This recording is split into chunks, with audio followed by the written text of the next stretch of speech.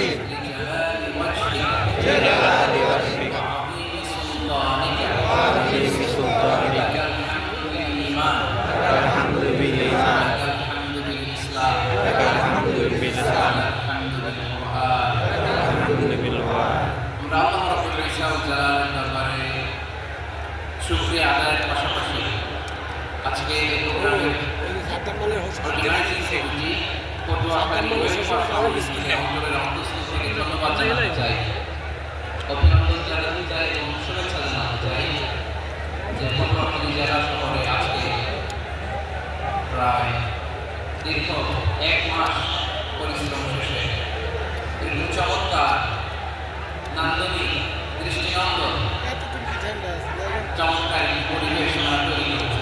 একটি বাগান আমরা শুরুতেই পটুয়াখালী ওয়েলফেয়ার ফাউন্ডেশনের ভাই স্থির থাকেন এক জায়গায়। ধন্যবাদ জানাতে চাই আজকে প্রোগ্রামের সম্মানিত সভাপতি অ্যাডভোকেট মোহাম্মদ নাজমুল হাসান ভাইকে। আজকে প্রোগ্রামে প্রধান বক্তা হিসেবে উপস্থিত আছেন আমাদের নগর এলাকার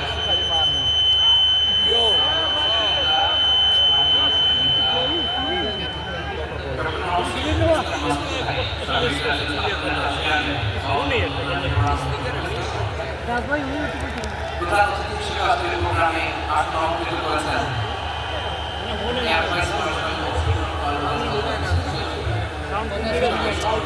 এমন সাউন্ডের সমস্যা করলো দেখছেন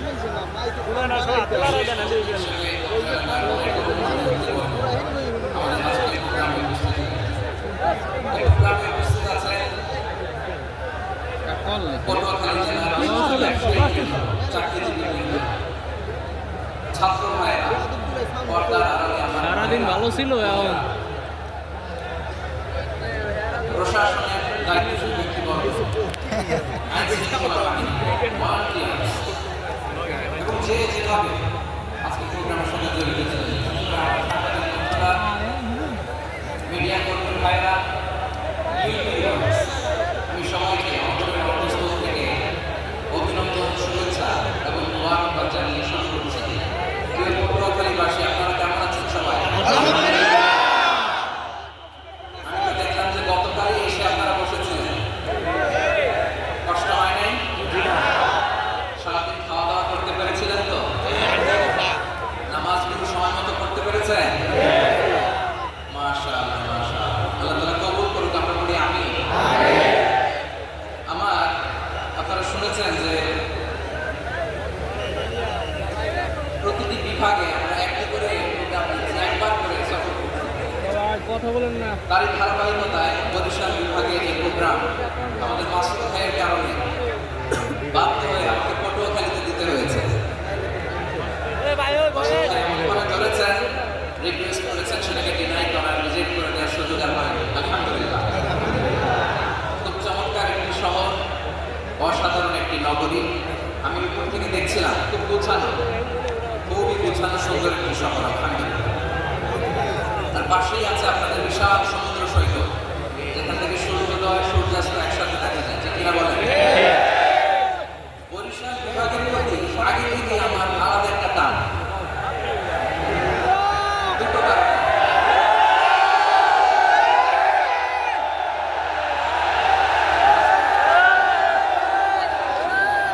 মাশাআল্লাহ, এই গণজোয়ারকে আল্লাহ তাআলা ইসলামের পক্ষে কবুল করে নিন।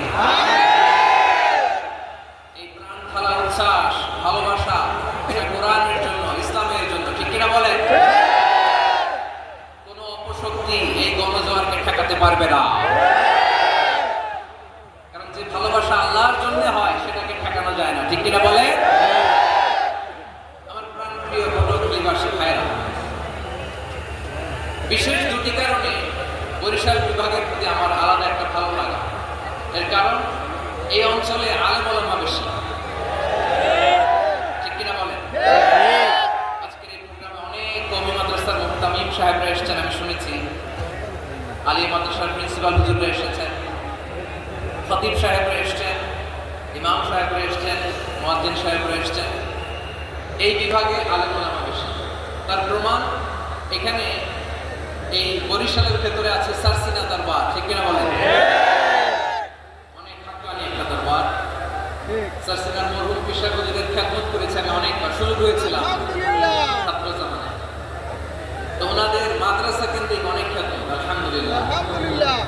তারপর এই বিভাগে রয়েছে চরমনাই দরবার,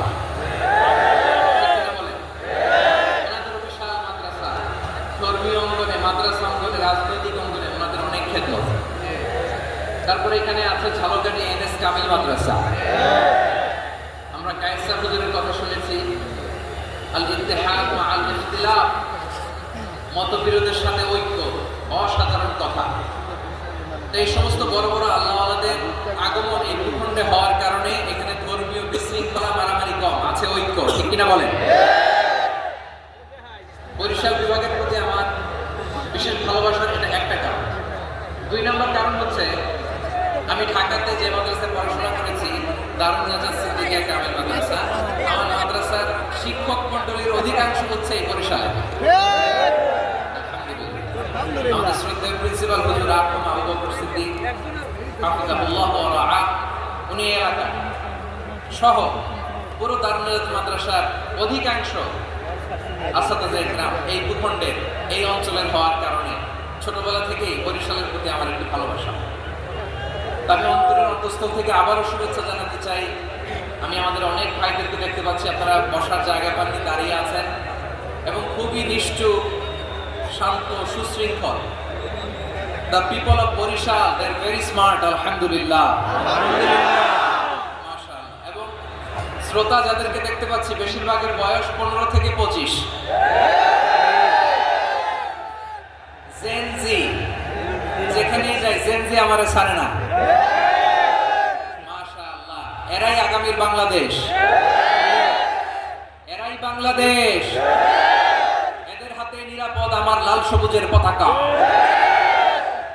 এদের হাতে নিরাপদ আমার 56,000 বর্গ মাইলের প্রতিটি ইঞ্চি মাটি। এজন্য তোমাদেরকে সাবধান থাকতে হবে, সজাগ থাকতে হবে দেশের জন্য, এদেশের সার্বভৌমত্বের জন্য। ঠিক কিনা বলে? আমার প্রিয় ভাইরা, আপনারা এখন যেমনি নিষ্ঠুর, নীরব, very quiet and calm, discipline, I like it, I love it. শেষ পর্যন্ত আপনারা এরকম নিষ্ঠুর, নীরব, নিস্তব্ধ, নিঝুম থাকবেন তো আপনারা? ইনশাআল্লাহ। মাশাআল্লাহ। আমি খুব লম্বা চূড়ার সময় নেব না, অনেক আলোচনা হয়েছে, আমি পাশেই ছিলাম, আমি দুপুরেই চলে এসেছি, আমি শুনছিলাম আলোচনাগুলো, অসাধারণ আলোচনা হয়েছে। আসলে আলোচনা হওয়া দরকার অল্প, ইবাদত আর আমল হওয়া দরকার বেশি। ঠিক না? কিয়ামতের একটা আলামত হচ্ছে খুতবাতুন তাওয়িলা ওয়া সালাওয়াতুন কাসীরা। কিয়ামতের আগে আমাদের বক্তব্য হয়ে যাবে লম্বা। Your speech will be longer and your salah will be very shorter. বক্তব্য হবে লম্বা, সালাত হবে খাটো। এই নমুনা বর্তমানে আছে না নাই? ঘন্টার পর ঘন্টা, তাও তৃপ্তি মিটে না। অনেক জায়গায় রাত পর্যন্ত, মিডনাইট পর্যন্ত, মধ্যরাত পর্যন্ত আলোচনা হয়। এটা ঠিক নয়। বক্তব্য হবে একেবারে gist, cream of the creams, একেবারে ক্রিম কথাটা আলোচনা উপস্থাপন করবে। হেদায়েতের মালিক কে? আল্লাহ। ইন্নাকা লা তাহদি মান আহবাবতা ওয়ালাকিন্না আল্লাহ ইয়াহদি মান ইয়াশা। নবী হে, আপনি চাইলেই কাউকে হেদায়েত দিতে পারবেন না। হেদায়েতের মালিক কে? আল্লাহ। প্রিয় ভাইরা, আমি শুরুতেই দেখতে চাই যে আপনারা বরিশাল বিভাগের কে কোন জেলা থেকে আসলেন, এটা একটু জেনে খোঁজখবর নিয়ে আমি আলোচনা শুরু করবো ইনশাআল্লাহ।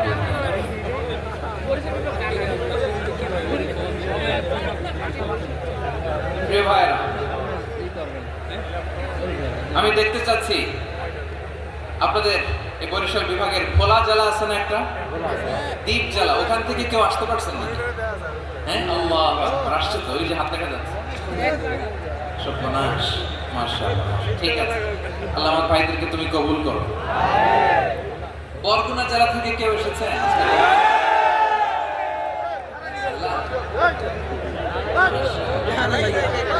ওয়েলকাম। ঠিক আছে, পিরোজপুর জেলার কেউ এসছেন?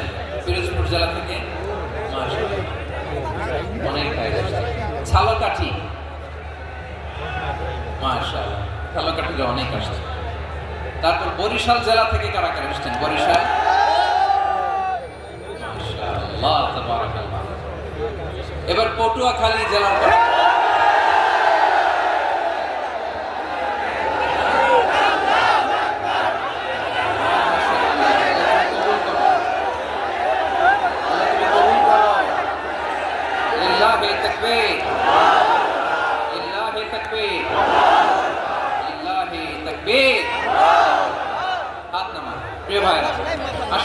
বিলম্ব না করে আজকে পটুয়াখালী জেলা শহরের মাশাআল্লাহ ওই যে লক্ষ্মীপুর থেকে আমাদের ভাই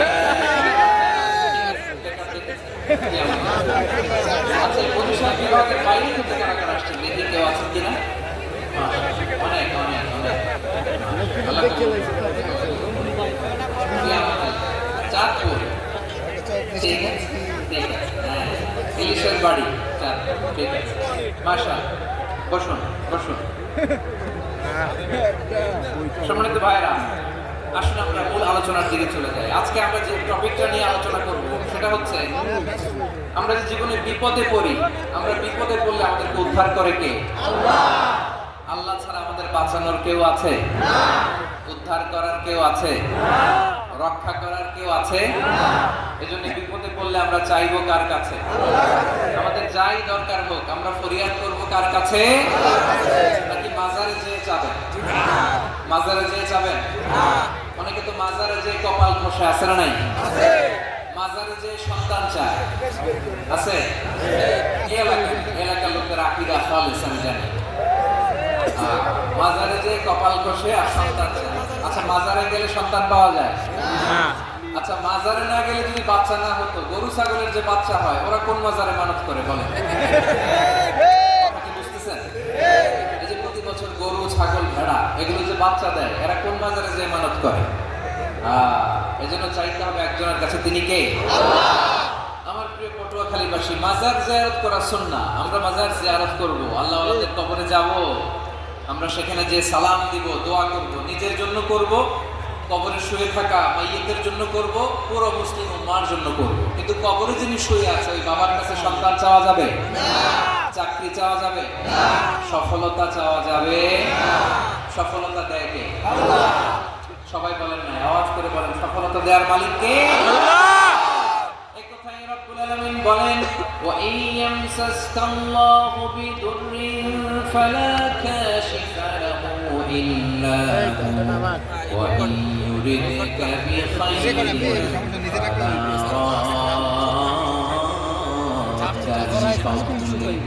يصيب به من يشاء من عباده وهو الغفور الرحيم الله أكبر الله بولن وإن يمسسك الله بضر فلا كاشف له إلا هو আল্লাহ যদি তোমাকে কোনো বিপদ স্পর্শ করায় আল্লাহ যদি তোমারে কোনো বিপদে ফেলে দেয় ওই বিপদ থেকে উদ্ধার করার তিনি ছাড়া আর কেউ নাই জোরে বলেন ঠিক কি না তিনি যদি কোনো বিপদে ফেলেন তিনি ছাড়া বিপদ থেকে উদ্ধার করার কেউ নাই আর তিনি যদি তোমার প্রতি কোনো অনুগ্রহ করতে চান ওই অনুগ্রহ ঠেকিয়ে দেওয়ার ক্ষমতাও কারো নাই আল্লাহ যদি আপনার সফলতা দিতে চায় পৃথিবীর কোনো শক্তি ওই সফলতাকে থামাতে পারে না এজন্য আল্লাহ বললেন খবরদার চিন্তার আকীদা খালিস করে নাও وَإِنْ يَمْسَسْكَ اللَّهُ بِضُرٍّ فَلَا كَاشِفَ لَهُ إِلَّا هُوَ আল্লাহ বিপদে ফেললে বিপদ থেকে উদ্ধার করার কেউ থাকে না আর আল্লাহ যদি তোমার প্রতি দয়া দেখাতে চান অনুগ্রহ করতে চান ওই অনুগ্রহকে প্রতিরোধ করার মতো ক্ষমতা কারো নাই তিনি তার বান্দাদের মধ্য থেকে যাকে ইচ্ছা তাকে দেন যত ইচ্ছা তত দেন তিনি ক্ষমাশীল তিনি মেহেরবান সুবহানাল্লাহ তিনি ক্ষমাশীল তিনি মেহেরবান তাহলে এই আয়াত থেকে আমরা বুঝতে পারলাম আমরা যদি বিপদে পড়ি আমাদেরকে কেউ বাঁচাতে পারে না আমার বাবা আমারে বাঁচাতে পারে না হ্যাঁ আমার মা আমাকে বাঁচাতে পারে না আমার বন্ধু আমারে বাঁচাতে পারে না আমার দলের কর্মী আমাকে বাঁচাতে পারে না আমার পীর সাহেব আমারে বাঁচাতে পারে না আমার পটুয়াখালীর ভাইরা খেয়াল রাখবেন বাঁচাতে পারে এক মহান সত্তা উদ্ধার করতে পারে এক মহান সত্তা চিৎকার করে বলুন তিনি কে আমার আল্লাহ বললেন আম্মাই ইউজিবুল মুত্তাররা ইযা দাআহু ওয়া ইয়াকশিফুস সুআ ওয়া ইয়াজআলুকুম খুলাফাআল আরদ আইলাহুম মা'আল্লাহ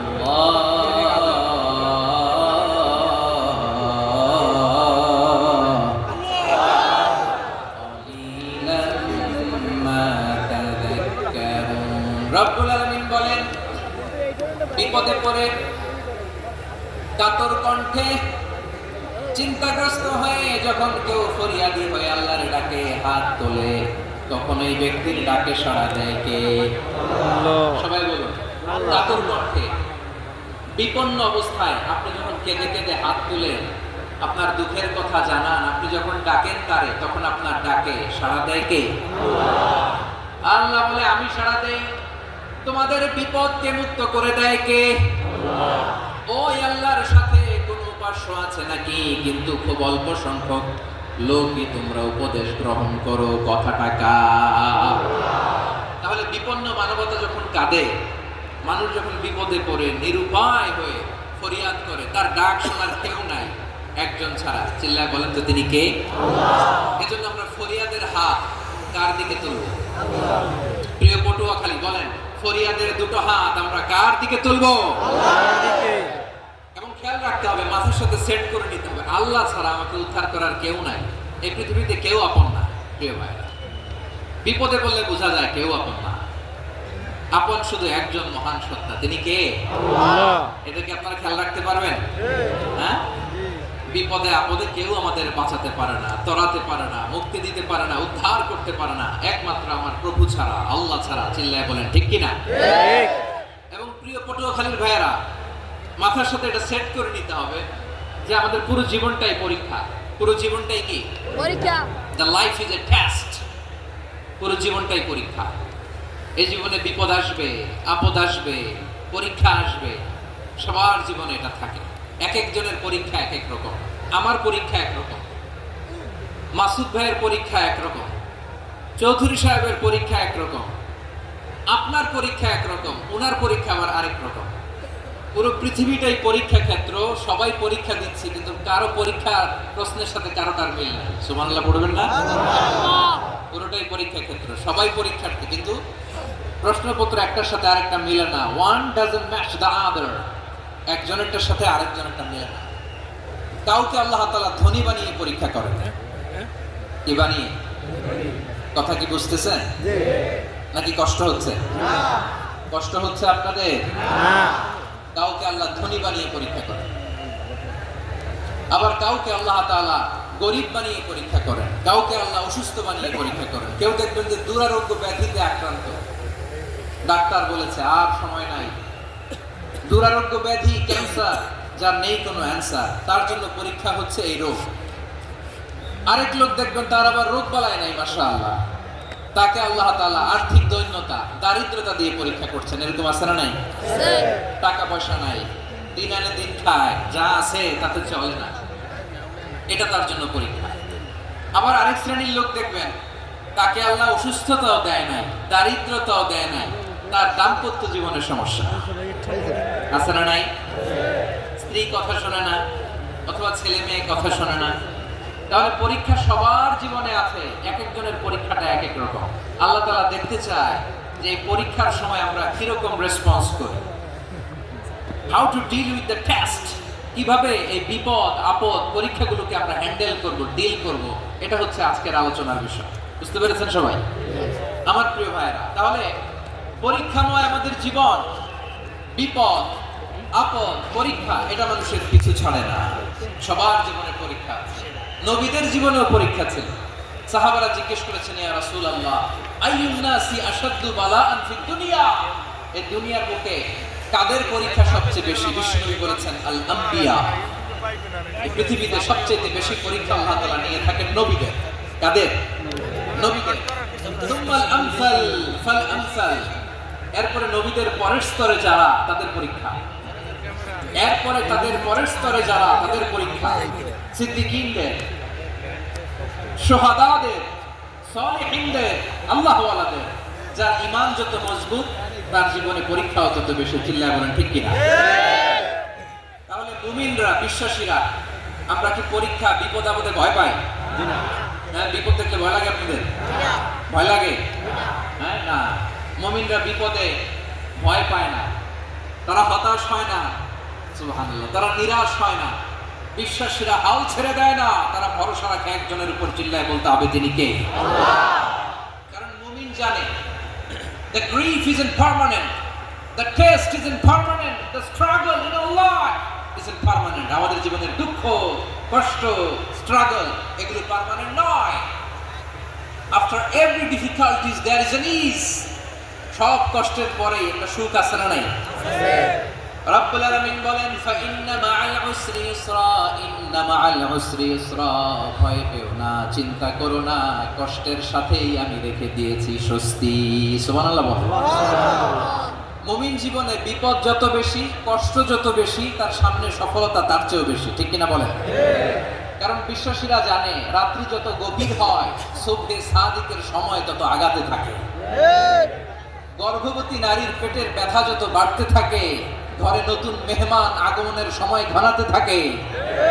মুমিনদের উপর বিপদ, অত্যাচার, আপদ, পরীক্ষা যত বাড়তে থাকে, কালিমার পতাকা উড্ডয়নের সময় কাছে আসতে থাকে। বিশ্বাসীদের এগুলো হিসাব মেলানো অনেক আগে, এগুলো অনেক আগে হিসাব মেলানো। দুঃখের আধার শেষে সুখের আলো মিটি মিটি হাসে, চিল্লায় বলেন ঠিক কিনা? দুঃখের আধার শেষে আলোর প্রভাত হাসে, হতাশার কালো মেঘে যাই গো ভেসে, হতাশার কালো মেঘে যাই গো ভেসে। দুঃখের আধার শেষে আলোর প্রভাত হাসে, হতাশার কালো মেঘে যাই গো ভেসে, হতাশার কালো মেঘে যাই গো ভেসে। কোরআনের পাতায় পাতায় দেখো ইমানের পথে ঢাকা ব্যথার কাঁটায়। কোরআনের পাতায় পাতায় দেখো ইমানের পথ ঢাকা ব্যথার কাঁটায়। ভেঙে পড়ো না প্রভু হতাশ হয়ে, ভেঙে পড়ো না প্রভু হতাশ হয়ে। জ্বলে পুড়ে খাঁটি সোনা হও গো শেষে, জ্বলে পুড়ে খাঁটি সোনা হও গো শেষে। দুঃখের আধার শেষে আলোর প্রভাত হাসে, হতাশার কালো মেঘে যাই গো ভেসে, হতাশার কালো মেঘে যাই গো ভেসে। ঠিক কিনা বলে? দুঃখ যত বেশি, পরীক্ষা যত বেশি, কষ্ট যত বেশি, সুখের সময় তত কাছাকাছি, চিল্লায় বলতে হবে ঠিক কিনা? এজন্য মুমিন জীবনে পরীক্ষা বেশি, মুমিনদের হতাশা নাই, মুমিনরা নিরাশ হয় না, হতাশ হয় কাফিররা। মুমিনরা কখনো হাল ছেড়ে দেয় না, মুমিনরা ভরসা রাখে একজনের উপর, তিনি কে? তাহলে আমার প্রিয় পটুয়াখালীবাসী, বিপদ থাকবে, পরীক্ষা থাকবে, এই বিপদ থেকে আমাদেরকে উদ্ধার করবেন একজন, তিনি কে? শুধু আল্লাহর উপরই ভরসা রাখে। রাজি আছেন তো? চাইবে একজন সত্তার কাছে, আওয়াজ করে বলুন তিনি কে?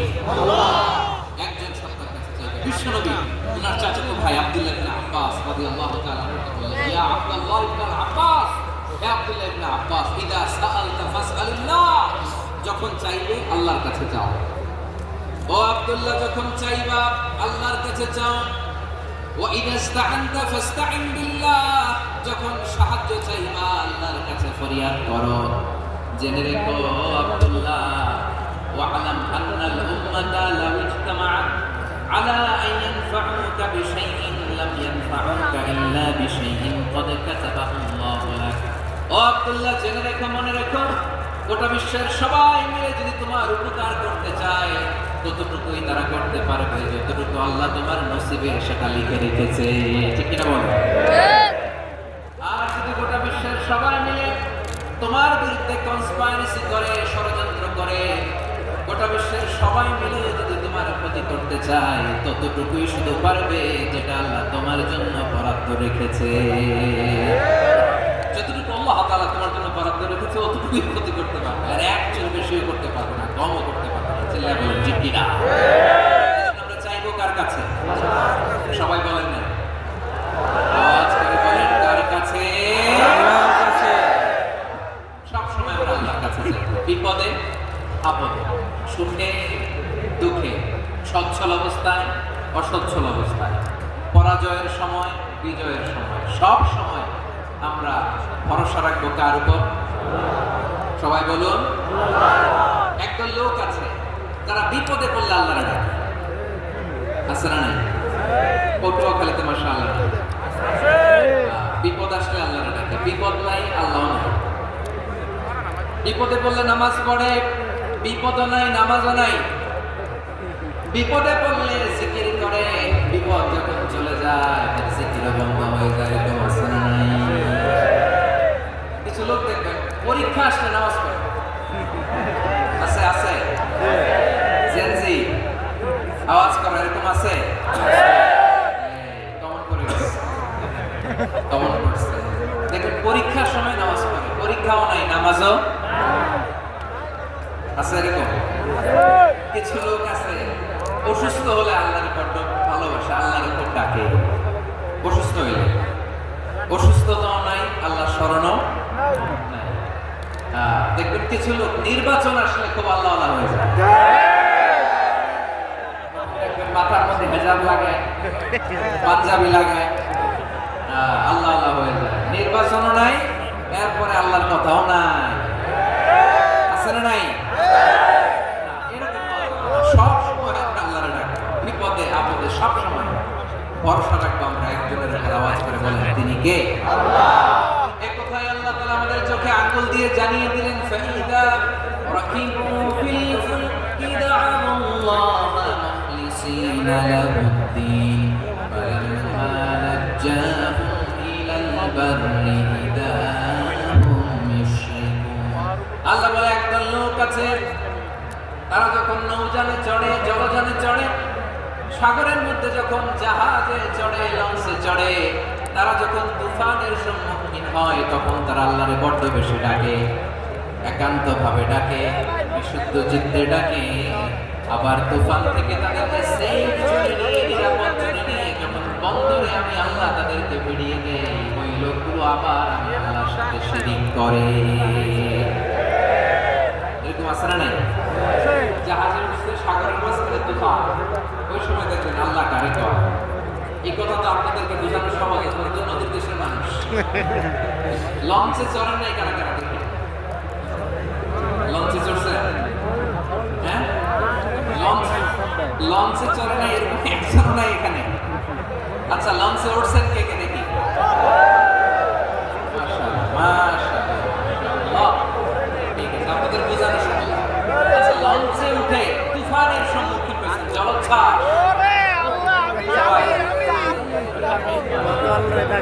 এই অবস্থা আপনাদের বুঝতে হবে। ঠিক কিনা বলেন?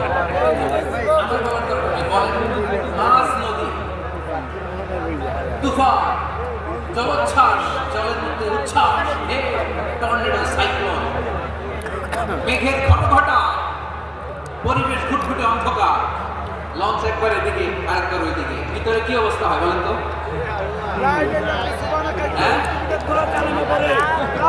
তখন মুসলিম আল্লাহর ডাকে, হিন্দু আল্লাহর ডাকে, ঠিক কিনা বলেন?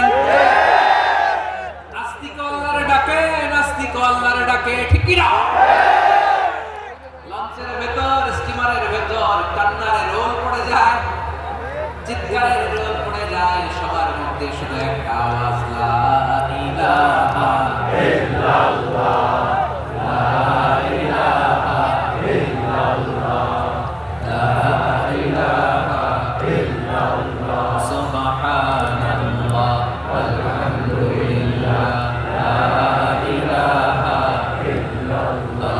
নামের জিকির করবে যারা, আল্লাহর কাছে প্রিয় তারা, আল্লাহর কাছে প্রিয় যারা, জান্নাতে প্রবেশ করবে তারা, জোরে লা ইলাহা ইল্লাল্লাহ, লা ইলাহা ইল্লাল্লাহ, লা ইলাহা ইল্লাল্লাহ, মুহাম্মাদুর রাসূলুল্লাহ সাল্লাল্লাহু আলাইহি ওয়াসাল্লাম। আমার প্রিয় পটুয়াখালীবাসী, তাহলে লঞ্চের ভেতরে যখন আমরা তুফানের মধ্যে পড়ি তখন সবাই মিলে আমরা একটা নামের জিকির করি। নামটা কার? মুসলমানেরাও ডাকে, হিন্দুরাও ডাকে, আস্তিকও ডাকে, নাস্তিকও ডাকে, সবাই ডাকে একজনকে, তিনি কে? আবার দেখবেন ওই আল্লাহ তুফানের পরে ঝড়ের পরে ওই লঞ্চটাকে যখন সদর ঘাটে ফিরিয়ে দেয় আবার আমরা নাফরমানি শুরু করে দেই। সে কথায় আল্লাহ বলেন ফাইদা রাকিবু ফিল ফুলকি দা'আল্লাহ মুখলিসিনা লাহুদ্দিন ফালাম্মা নাজ্জাহুম ইলাল বাররি ইযা হুম ইউশরিকুন। সাগরে যখন তুফানে পড়ে আমি আল্লাহর ডাকে, আবার আমি আল্লাহ যখন বাঁচিয়ে দেই আবার আমি আল্লাহর সাথে শিরিক শুরু করে। আমরা কি এরকম হতে চাই নাকি? এরকম করবেন? হ্যাঁ না, আমরা তুফানে পড়লেও আল্লাহর ডাকি, আবার বাঁচায় দেওয়ার পরও ডাকি কারে? আল্লাহকে ডাকি। বিমানের মধ্যে মাঝে মাঝে দেখবেন যে এয়ার টার্বুলেন্স হয়, জানেন? এয়ার টার্বুলেন্স জানেন তো? মাঝে মাঝে বিমানটা বাউন্সিং করে, কাঁপে। very bumpy weather. বলেন নাই, 40,000 feet উপরে যখন থাকে, pilot passenger, ladies and gentlemen, right now we are flying 40,000 feet above the ground and we are passing very air turbulence, very heavy air turbulence right now. Please fasten your seatbelt. দেখবেন মাঝে মাঝে বলেন যে ভদ্র মহিলা, ভদ্র মহোদয়গণ, আমরা 40,000 ফিট উপর দিয়ে যাচ্ছি আর এয়ার টার্বুলেন্স ফেস করছি, মেহেরবানি করে আল্লাহর হস্তে সিট বেল্ট বাঁধুন। তখন বিমানটা এরকম বাউন্সিং করে, শেকিং করে। আপনারা মুখোমুখি হয়েছেন? ইদানিং এই এয়ার টার্বুলেন্স বেড়ে গিয়েছে। গত বছর আমার ইন্টারন্যাশনাল অনেকগুলো ফ্লাইট ছিল, তো আমি দেখলাম যে আগের ফ্লাইটগুলোর তুলনায় এখন এয়ার টার্বুলেন্স খুব বেশি। আমি একটু রিসার্চ করে দেখলাম ক্লাইমেট চেঞ্জের কারণে, জলবায়ু পরিবর্তনের কারণে আকাশের বাতাসের মুভমেন্টে পরিবর্তন হয়েছে, ফলে এখন বিমান শেকিং করে বসে, বাউন্সিং, বাম্পি ওয়েদার। তো বলেন তো 40,000 ফিট উপরে যখন আপনি, কয় হাজার ফিট? সবাই বলুন কয় হাজার ফিট? 40,000 ফিট উপরে যখন আপনি, তখন যখন বিমানটা এরকম বাউন্সিং করে, সবাই যখন ভমিটিং করে বিমান নষ্ট করে দেয়, বমি করে, তখন বাঁচানোর কে আছে আল্লাহ ছাড়া? কেউ আছে? ওই মুহূর্তেও সবাই মিলে একজনের ডাকে আওয়াজ করে বলেন তিনি কে? মাঝে মাঝে কিছু সোশ্যাল মিডিয়ায় কিছু ভিডিও পাওয়া যায় যে হেভি যখন এয়ার টার্বুলেন্স হয় 10 সেকেন্ড 15 সেকেন্ডের কিছু ভিডিও পাওয়া যায়, বিমানটা এরকম বাউন্সিং করছে, বাম্পি ওয়েদার, কাঁপছে, মানুষগুলো বমি করছে, অক্সিজেন মাস্কগুলো সব ঝুলে পড়েছে, বিমানটা শুধু কাঁপছে। তখন দেখবেন বিমানের ভেতরেও এরকম লঞ্চের মতো চিৎকার আছে না নাই? বিমানের ভেতরেও তখন চিৎকার। গত বছর হিথ্রো এয়ারপোর্ট থেকে সিঙ্গাপুর এয়ারলাইন্সের একটা ফ্লাইট, হিথ্রো টু চাঙ্গি, একটা ফ্লাইটে এমন বেশি এয়ার টার্বুলেন্সের শিকার হয়েছিল ওই এয়ারক্রাফটটা, 33 জন যাত্রী সেখানে আহত হয়েছে, একজন যাত্রী নিহত হয়েছে। কেবিন ক্রুজ, এয়ার হোস্টেস যারা আছে, একজনের নাক ফেটে, চোখ ফেটে, কপাল ফেটে, ব্লিডিং হয়ে শয়লা। প্রিয় ভাইরা, 40,000 ফিট উপরে বিমানটা যখন কাঁপবে, তখন আমাদেরকে আল্লাহ ছাড়া আর কেউ বাঁচানোর আছে? তো আস্তে বললে হবে। ওই কঠিন মুহূর্তে আমার বাবা আমারে বাঁচাতে পারে? আমার বন্ধু আমারে বাঁচাতে পারে? এই গ্রাউন্ডে, জমিনের বুকে আমার প্রোটোকল, আমার ক্ষমতা, আমার দাম্ভিকতা কোনো কিছু আমারে বাঁচাতে পারে না। একজন ছাড়া, চিল্লায় বলতে হবে তিনি কে? আল্লাহ। সে আল্লাহ বললেন, গোলাম আমি বিপদের সময় ঠিকই তোমাদের বাঁচিয়ে নেই। ওই বিমানের ভেতরে 40,000 ফিট উপরে যখন তোমরা এয়ার টার্বুলেন্সের শিকার হও, তখন নাস্তিকও আল্লাহরে ডাকে, হিন্দু আল্লাহরে ডাকে, সেটা বলেন ঠিক কিনা? আবার বিমানটা যখন শান্ত হয়ে যায়, একটু পরেই বিমানের স্ক্রিনের মধ্যে হিন্দি সিনেমা খোঁজে। বিমানের স্ক্রিনে কিন্তু বিশাল ওখানে আফলাম ফিল্মের একেবারে বোঝাই করা। বিমানটা শান্ত হলে আবার হিন্দি সিনেমা দেখা শুরু করে। একটু আগে ডাকছিল কারে? দেখবেন বাংলাদেশে আমাদের ক্রিকেটাররা যখন অন্য কোনো দেশের সাথে খেলে, অনেক সময় এমন হয় বল বাকি একটা, রান দরকার 6টা। বল বাকি কয়টা? পটুয়াখালী বুঝে নাই বোধ হয়। বল বাকি কয়টা? একটা। রান দরকার 6। আপনি দেখবেন ক্যামেরাম্যান তখন গ্যালারিতে খালি দেখায় দর্শকদের যে কি অস্থিরতা। হিপ হপ স্টাইলের মেয়েটা, যে মেয়েটার ওড়না এতক্ষণ ছিল গলা, এতক্ষণ কইছিল ওই মেয়েটা দেখবেন ওড়নাটা টেনে মাথায় দিয়ে মুনাজাত করতেছে, আল্লাহ আল্লাহ একটা সবটা আল্লাহ আমার লাল সবুজের পতাকারে তুমি অপমানিত কইরো না আল্লাহ, ইন্ডিয়ার সাথে আমাদের খেলা আল্লাহ, একটা সবটা, একটা পুরো পুরো খেলা জুড়ে এই মেয়ের ওড়না ছিল গলায়, কিন্তু যখন 1 বলে 6 রান দরকার ওড়না চলে আসছে কোথায়? মাথায়। আবার মুনাজাত আছে না নাই? ঠিকই বাংলাদেশের দামাল ছেলে এমন এক শট মারলো, বল চলে গেল স্টেডিয়ামের বাইরে, ছক্কা, জিতে গেলাম আমরা। পুরো স্টেডিয়াম জুড়ে চিৎকার, হই হুল্লোড়, মৌজ মাস্তি। যে মেয়েটা মাথার মধ্যে ওড়না দিয়ে এতক্ষণ সুবহানাল্লাহ সুবহানাল্লাহ বলে আল্লাহর কাছে দোয়া করেছিল, ওই মেয়ে এখন আবার ওড়না ফেলে দিয়ে নাচা শুরু করে দিয়েছে। আল্লাহর ভয়, আল্লাহর প্রতি আস্থা, বিশ্বাস, ভালোবাসা, এটা কি ক্ষণিকের জন্য? মানে আমার যখন লাগবে তখন আল্লাহর ইউজ করবো নাকি? হ্যাঁ, বিপদে আপদে, সুখের সময় দুঃখের সময় সচ্ছল অসচ্ছল অবস্থায় বিশ্বাসীরা ভরসা রাখে একজনের উপর, চিৎকার করে বলে পটুয়াখালী তিনি কে? সে আল্লাহ বললেন, গোলাম মনে করো না জাহাজ থেকে সদরঘাটে বেরিয়ে দিলাম তুমি নিরাপদ হয়ে গেছো, মনে করো না 40,000 ফিট থেকে সেফ ল্যান্ডিং এর পরে এয়ারপোর্টে নেমে গেলেই তুমি নিরাপদ হয়ে গেছো। কমিয়া বিপদ কি শুধু সাগরে আর আকাশে? ঘরের বিপদ, ঘরের ভেতরও বিপদ আসতে পারে কি পারে না? এজন্য সূরা মুলকে আল্লাহ বললেন, আমিনতুম মান ফিস সামাই আন ইয়াখসিফা বিকুমুল আরদা ফাইদা হিয়া তামুর। তোমরা কি ভাবছো তোমরা নিরাপদ? সাগরের মধ্যে তুফান, আল্লাহ আল্লাহ ডাকলাম, সদরঘাটে যে পড়ছি, বেঁচে গেছেন তো আপনি। আর পাবে আপনারা আল্লাহ, আল্লাহরা তো সাগরের মাঝখানে তো আল্লাহ আপনার পাইছিল, আর তো পাবে না। আর পাবে আপনারে, আর আল্লাহ করতে পারবে আপনারে। ঘরের ভেতরও বিপদ দিয়ে আটকাতে পারে কে? আল্লাহ। 5 স্টার 7 স্টার হোটেলের ভেতরও আমাকে বিপদের মধ্যে ফেলে দিতে পারেন কে? আল্লাহ বললেন, তোমরা কি ভেবেছো তোমরা নিরাপদ? আমি চাইলে ল্যান্ডস্লাইড, ভূমিধস দিয়ে 1 লক্ষ 1 মুহূর্তে নিয়ে যেতে পারি। এক সুনামি দিয়ে থাপ্পড় মেরে 3 লক্ষ সাগরের ভেতরে ঢুকায় দিতে পারি। 1 সেকেন্ড লাগে না। আম আমিনতুম মান ফিস সামাই আন ইউরসিলা আলাইকুম হাসিবা ফাসাতা'লামুনা কাইফা নাযীর। আল্লাহ চাইলে আকাশ থেকে পাথর বৃষ্টি নাযিল করতে পারেন কি পারেন না? এই মুহূর্তে এখানে ভূমিকম্প দিতে পারেন কি পারেন না?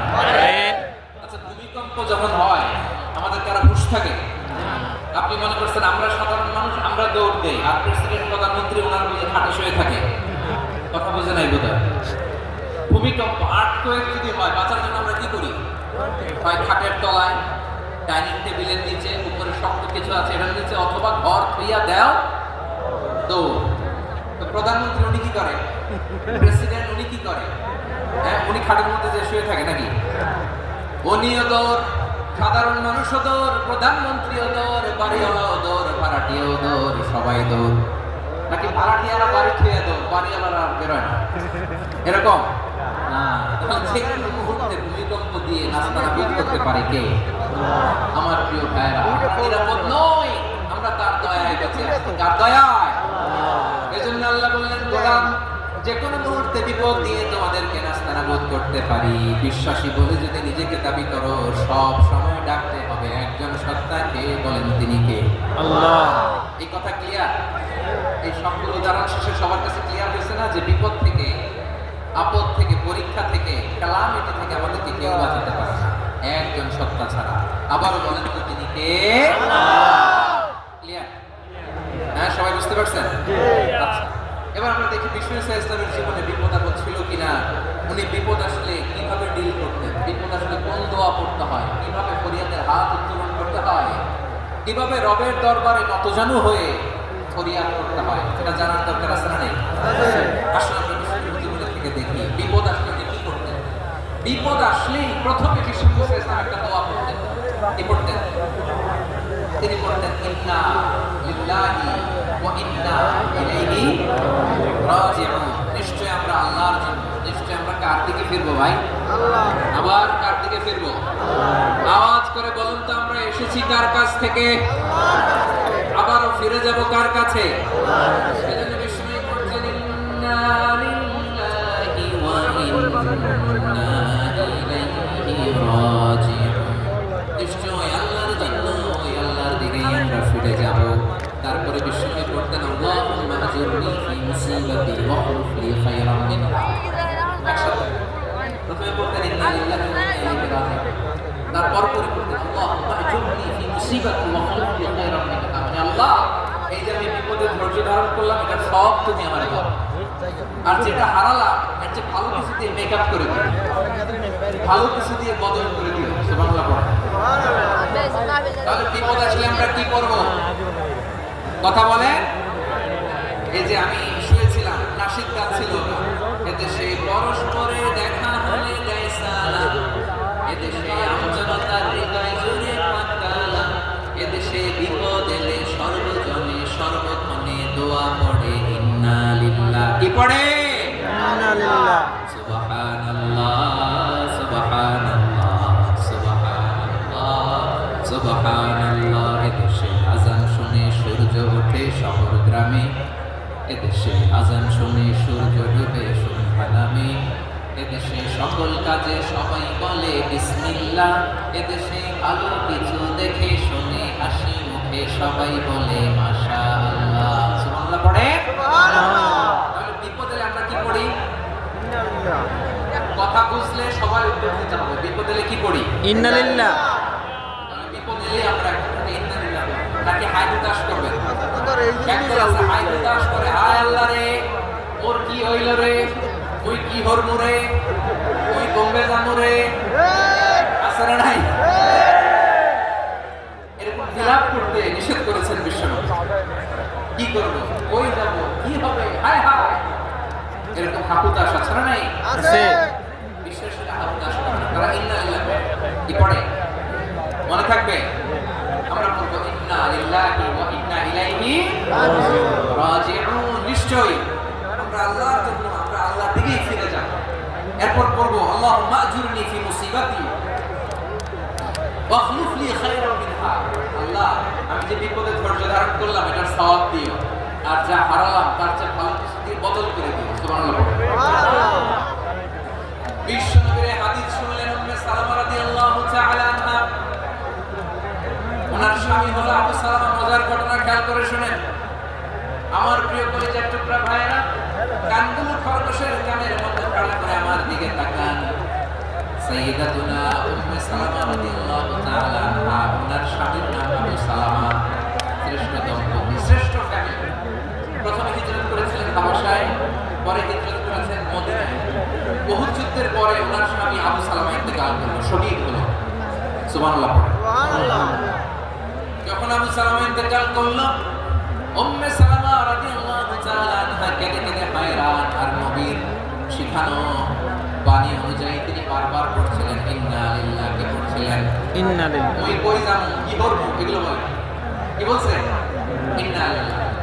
যেহেতু বিশ্বনবী বলেছেন, কেউ যদি বিপদের প্রথম ধাক্কায় পড়ে ইন্না লিল্লাহি ওয়া ইন্না ইলাইহি রাজিউন, আল্লাহুম্মা আজুরনি ফি মুসিবাতি ওয়া আখলিফ লি খায়রাম মিনহা, তাহলে এই বিপদে যে সে যা হারালো তার চেয়ে শ্রেষ্ঠ কিছু দিয়ে আল্লাহ তার বদল দিয়ে দিবে।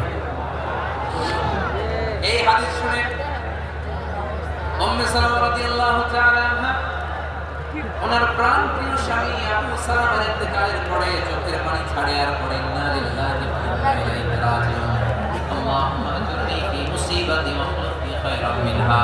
বারবার এই দোয়া পড়ে চোখের পানি ছাড়ে, এই দোয়া পড়ে চোখের পানি ছাড়ে, আর মনে মনে বলে আবু সালামার মতো ভালো মানুষ মদিনাতে নাই, আবু সালামার চেয়েও ভালো মানুষ মদিনাতে নাই, তার চেয়ে ভালো মানুষ কি করে আল্লাহ তাআলা আমারে দিবে, তার চেয়ে ভালো মানুষ তো আমি মদিনাতে দেখি না। চোখের পানি দিয়ে বুক ভাসায় আর নবীর হাদিসের উপর আমল করে পড়ে ইন্না লিল্লাহি ওয়া ইন্না ইলাইহি রাজিউন, ইন্না লিল্লাহি ওয়া ইন্না ইলাইহি রাজিউন।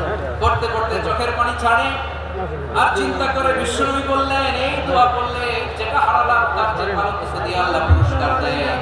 আবু সালামার চেয়ে ভালো মানুষ মদিনার মধ্যে আর কে হতে পারে? কি আজীব তামাশা, কি অবাক করা ঘটনা।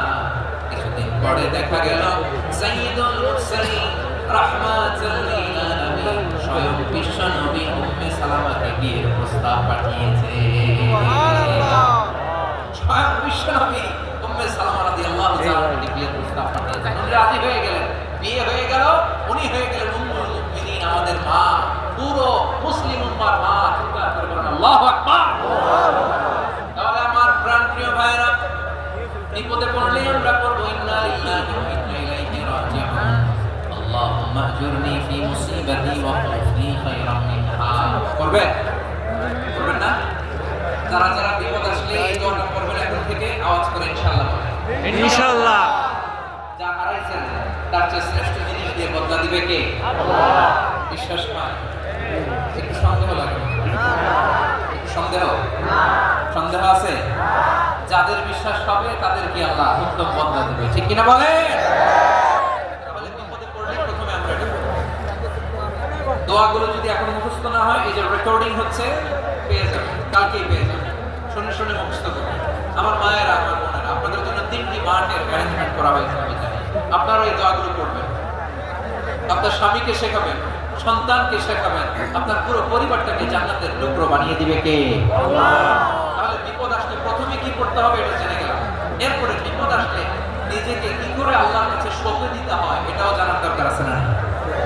বিপদের প্রথমে ইন্নালিল্লাহ বললাম, ধৈর্য ধারণ করলাম, বিপদ থেকে উদ্ধারের সর্বোচ্চ চেষ্টা করলাম। আমার কাজ যখন শেষ, তখন আমি আমার এই বিষয়টা আল্লাহর কাছে সঁপে দেব। কার কাছে সুপর্দ করবো? কার কাছে? বিপদে বললে কেমন করে নিজেকে আল্লাহর কাছে সঁপে দিতে হয় আসুন সাইয়েদনা ইব্রাহিম আলাইহিস সালামের জীবনী থেকে জানি। আল্লাহর খলিল ইব্রাহিম আলাইহিস সালাম আমাদের মতো সমাজ ব্যবস্থা পায় নাই। আমরা জন্মের পরে আমাদের কানের ভেতরে আজান দিয়েছে কে? একামত দিয়েছে কে? আমাদের বাপ-দাদারা আমাদের কানে আজান দিয়েছে কি? দেয় নাই। আমাদের জন্মের পরেই তো আজান, একামত, বাড়ির পাশে মসজিদ, প্রতিদিন আজান, জুমার খুতবা, প্রতি মাসে মাসে তাফসীর কোরআন মাহফিল, মসজিদ, মিনারা, অবাক, ঠিক কিনা বলেন? আপনি যে সুন্দর ইসলামিক এনভায়রনমেন্ট পেয়েছেন, আমাদের ইব্রাহিম খালিল উনি কি এরকম পেয়েছিলেন? হ্যাঁ, উনি জন্মের পর পরে ওনার কানে আজান দিয়েছে কে? আমার প্রিয় ভাইরা, আগা গোড়া একটা শিরকি পরিবেশ উনি জন্মগ্রহণ করেছেন। উনি ছাড়া ওই তল্লাটে একজনও আল্লাহর উপর বিশ্বাসী না। কল্পনা করতে পারেন? গোটা তল্লাটে, গোটা দেশে বিশ্বাসী মুমিন, আল্লাহর উপর বিশ্বাস স্থাপনকারী কয়জন? সবাই বলেন কয়জন? বাকি সব মুশরিক। বাকি সব মুশরিক নিজের সাথে নিজে শক্ত বোঝাপড়া করে, অ্যানালজি করে, সেলফ কনভারসেশন করে উনি মহা সত্যের সন্ধান পেয়েছেন। উনি আকাশের তারা দেখে ভাবি মনে হয় এটাই আমার খোদা, পরে দেখে তারা নাই, মনে মনে বলে না তাইলে এটা না। আবার চাঁদ দেখে বলে চাঁদটা বড় মায়া লাগে, মনে হয় এটাই আমার রব, পরে দেখে চাঁদও নাই, কয় না এটা না। এরপরে দিন প্রহরের জলজলে সূর্যটা খা খা করে গোটা পৃথিবীটারে রৌদ্র দিয়ে তাতিয়ে রাখে। তিনি ভাবলেন মনে হয় এটাই আমার রব, কারণ এটাই তো সবচেয়ে বড়। কিন্তু বিকেলবেলা ওই সূর্যটাও যখন চলে যায়, বলে না এটাও তো নাই, আমার খোদা যদি আমার ছেড়ে চলে যায় তখন বললে আমাকে উদ্ধার করবে কে? কি করতে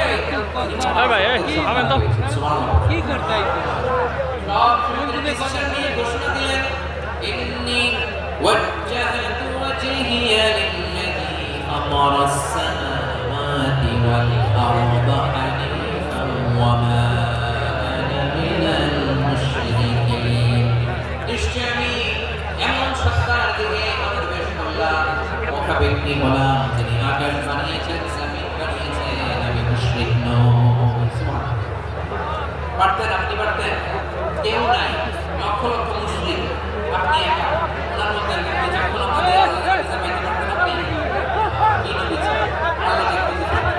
যখন আল্লাহর আবাদত শুরু করলো, এই কথা ছড়ায় পড়লো চারদিকে। নমরুদ সাইয়েদনা ইব্রাহিম, নমরুদ বলে ইব্রাহিম তুমি নাকি মূর্তি পূজা না করে কোন নতুন রবের ইবাদত করো, কে তোমার রব? আল্লাহ। সাইয়েদনা ইব্রাহিম বললেন রব্বি আল্লাযী ইউহয়ী ওয়া ইউমীত, আমি এমন রবের ইবাদত করি যিনি জীবন দেন, যিনি মৃত্যু দেন। তোমার রব জীবন দেন, মৃত্যু দেন, আর এটা তো আমি দেই। আমি তো জীবন দেই, আমি তো মৃত্যু দেই। তাই তিনি ইব্রাহিম বললেন, কেমন করে তুমি জীবন দাও মৃত্যু দাও একটু কার মধ্যে। নমরুদ জেলখানা থেকে দুজন কয়েদি ডেকে আনলো, কয়েদি এনে অর্ডার করলো, একটাকে এখনই শিরোচ্ছেদ হেড অফ ডেথ পেনাল্টি, মৃত্যুদণ্ড দেওয়া হলো, ফিরকি দিয়ে রক্ত দিল। নমরুদ বলে, দেখো দুজনকে ধরে আনলাম, একজন কয়েদিকে দিলাম ডেথ পেনাল্টি মৃত্যুদণ্ড, ওরে মৃত্যু দিলাম, আরেকজন যে দাঁড়িয়ে আছে চাইলে ওরেও আমি মৃত্যুদণ্ড দিতে পারি, কিন্তু না, ওরে আমি দিব না, ওরে আমি বাঁচায় দিলাম, কেটে দিলাম, মানে জীবন দিলাম। দেখো ইব্রাহিম, তোমার চোখের সামনে একজনকে মৃত্যু দিলাম, আরেকজনকে জীবন দিলাম। আপাত দৃষ্টিতে তাই তো, একজনকে জীবন দিল, আরেকজনের মৃত্যু দিল।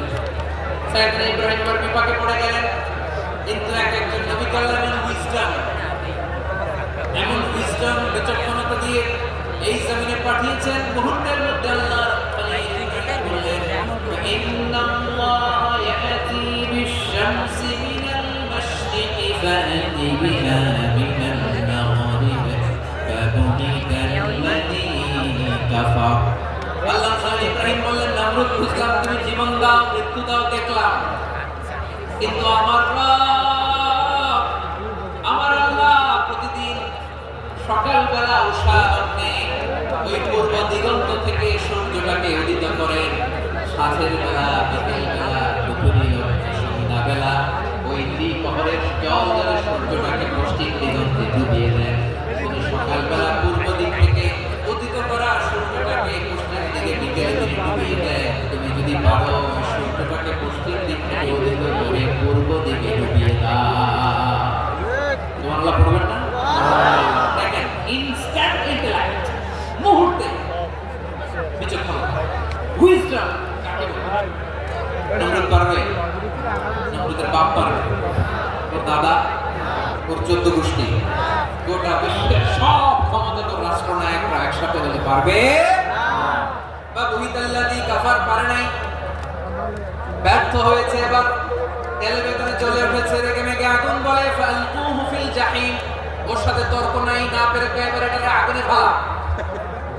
বিশাল বিশাল গাছ কেটে লাকড়ি এনে আগুনের কুণ্ডলি বানানো হলো, দাও দাও দাও দাও করে আগুন জ্বলে। আল্লাহ খলিল ইব্রাহিমকে আগুনে নিক্ষেপ করা হবে। আল্লাহ সাইয়েদনা ইব্রাহিমের হাতের মধ্যে রশি দিয়ে টাইট করে বাঁধা হলো, পায়ের মধ্যেও টাইট করে রশি দিয়ে বাঁধা হলো। আল্লাহ খলিল ইব্রাহিমকে আগুনের কুণ্ডলির মধ্যে ফেলা হবে। মিয়া, আপনি যে বিপদের কারণে ভয় পান, হতাশ হন, এটা কোনো বিপদ? ওনার বিপদের সামনে পটুয়াখালী আওয়াজ করে বলুন, সাইয়েদনা খলিল ইব্রাহিমের বিপদের সামনে আমাদের বিপদগুলো কোনো বিপদ না, কোনো বিপদই না, এটা কোনো বিপদই না। হাত পা বেঁধে টাইট করে নিক্ষেপ করা হবে, সিম্পলি ফেলা যাবে না, কারণ দাও দাও করে দ্য ব্লেজিং ফায়ার, এমন আগুনের কুণ্ডলি কাছে যাওয়া যায় না, আগুনের উত্তাপে নিক্ষেপ করা হবে। হাতে রশি বেঁধে, পায়ে রশি বেঁধে আল্লাহর খলিল ইব্রাহিম আলাইহিস সালামকে আগুনের মধ্যে নিক্ষেপ করা হবে। এটা হলো অগ্নি পরীক্ষা। উনি অগ্নি পরীক্ষার সম্মুখীন হয়েছেন। এজন্য কঠিন পরীক্ষাকে আমরা অগ্নি পরীক্ষার সাথে তুলনা করি, ঠিক কি না? সাইয়েদনা জিবরাইল এসে বললেন, আল্লাহর খলিল, ওরা তো আপনার হাতও বেঁধে ফেললো, পাও বেঁধে ফেললো, নড়াচড়ার সুযোগ নাই, বলেন আমি জিবরিল ফেরেশতা আপনার জন্য কি করতে পারি? আল্লাহর খলিল ইব্রাহিম বলেন, ও জিবরাইল, তোমার কাছে আমার কোনো চাওয়া পাওয়া নাই। সুবহানাল্লাহ বলেন।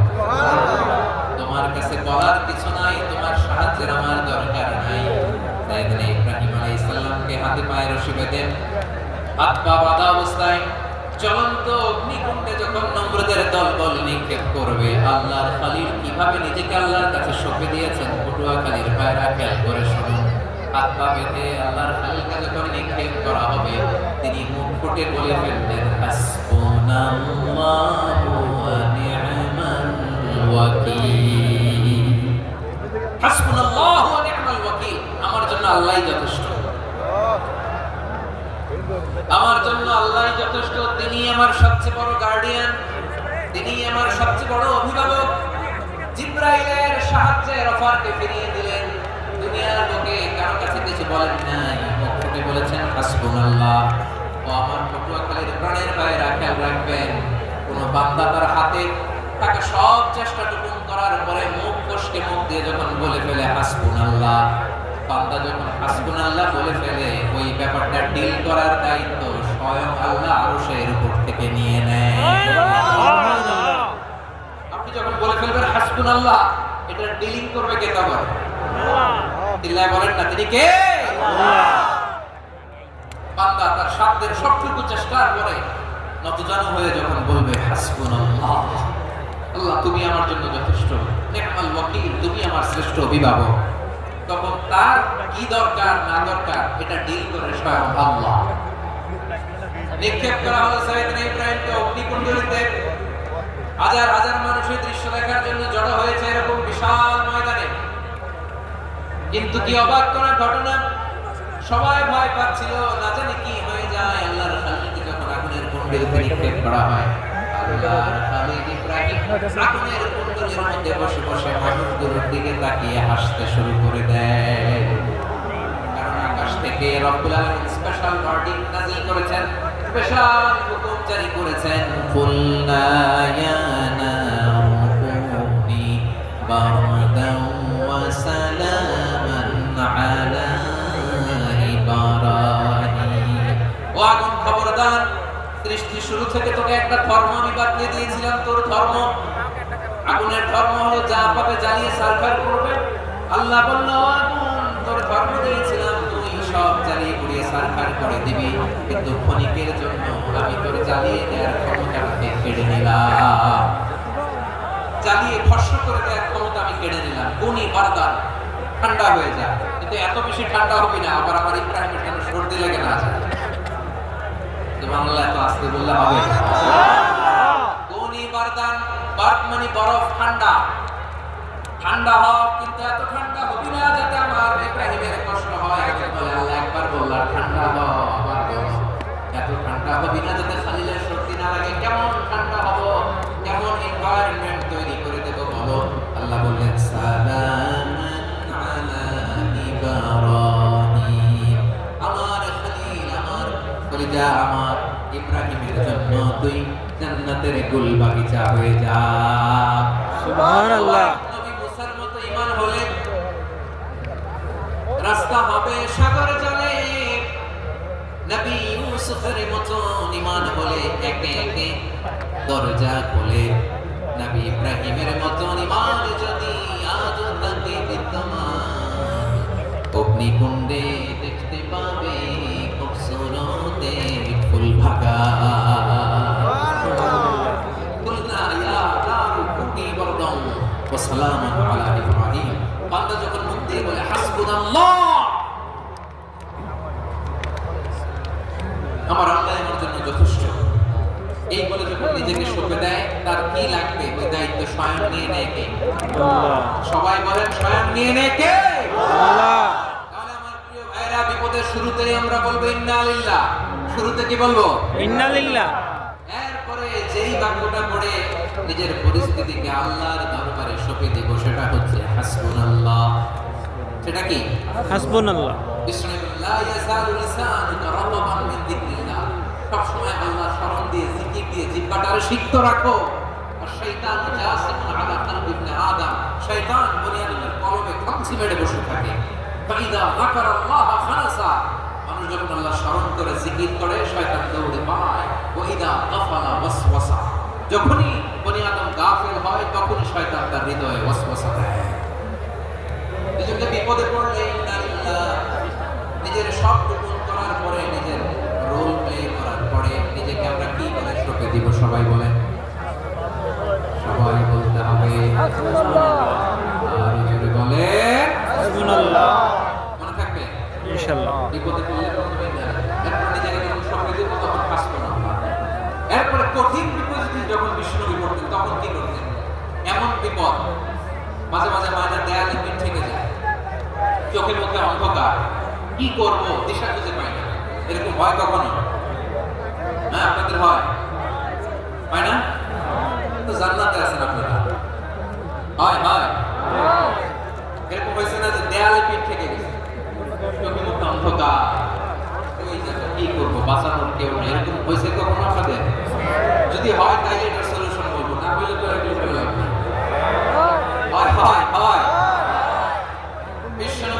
কঠিন বিপদে পড়েছেন জীবনের কিছু কিছু মুহূর্তে, ওই মুহূর্তে বিশ্বনবী স্পেশাল দুইটা দোয়া পড়তেন।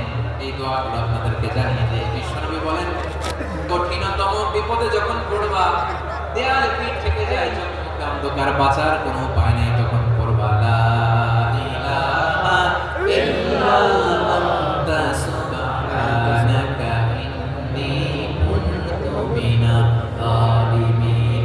আল্লাহ, তুমি ছাড়া কোনো ইলাহ নাই, তুমি পবিত্র, নিশ্চয় আমি জালিমদের অন্তর্ভুক্ত। সুবহানাল্লাহ বলেন। এই দোয়া সাইয়েদনা ইউনূস আলাইহিস সালাম পড়েছিলেন যখন মাছের পেটে ছিলেন। কিসের পেটে? এবং অনেক মুফাসসিরিন ইকরাম বলেছেন, অনেক আহলুল ইলমরা বলেছেন, এটা হচ্ছে ইসমে আযম। ইসমে আযম এমন দোয়া যেটা দিয়ে দোয়া করলে আল্লাহ দোয়া কবুল করে। কিন্তু এটা কোনটা, এটা নিয়ে ইখতিলাফ আছে। কোন আহলুল ইলম বলেন লা ইলাহা ইল্লা আনতা সুবহানাকা ইন্নী কুনতু মিনাজ জালিমিন, এটা হচ্ছে ইসমে আযম। সাইয়েদনা ইউনূস আলাইহিস সালাম পড়েছেন। আপনারা পড়েননি? তুফান মিলে পড়েন না? আমাদের এলাকায় তো এটা খুব, এটার উপর ব্যাপক আমল আছে। পটুয়াখালীতে কি অবস্থা বলেন? পড়েন পড়েন পড়েন পড়েন। একটা গল্প শুনেছিলাম, পাক সেনাদের বাহিনী যখন বাংলাদেশে অ্যাটাক করতো, ৭১ সালের ঘটনা বলতেছে, আমরা তো দেখি নাই, শুনছি। ৭১ যদি দেখতাম এতদিনে রাজাকার হয়ে যেতাম। আল্লাহ আমাদেরকে বাঁচায় গেছে, আল্লাহর মেহেরবানি। ঠিক কিনা বলেন?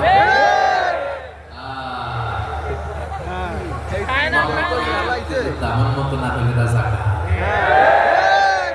কত কিছু দেখলাম এই শাহবাগের বুকে। আল্লাহ, ৭১ সালে দেখি নাই, আমরা শুনেছি পাক হানাদার বাহিনী জিজ্ঞেস করতো, চেক করার জন্য বলতো কালেমা বল, কালেমা বাতা। তো যারা কালেমা বলতে পারতো পাকিস্তানি বাহিনী ছেড়ে দিত, শুনেছি।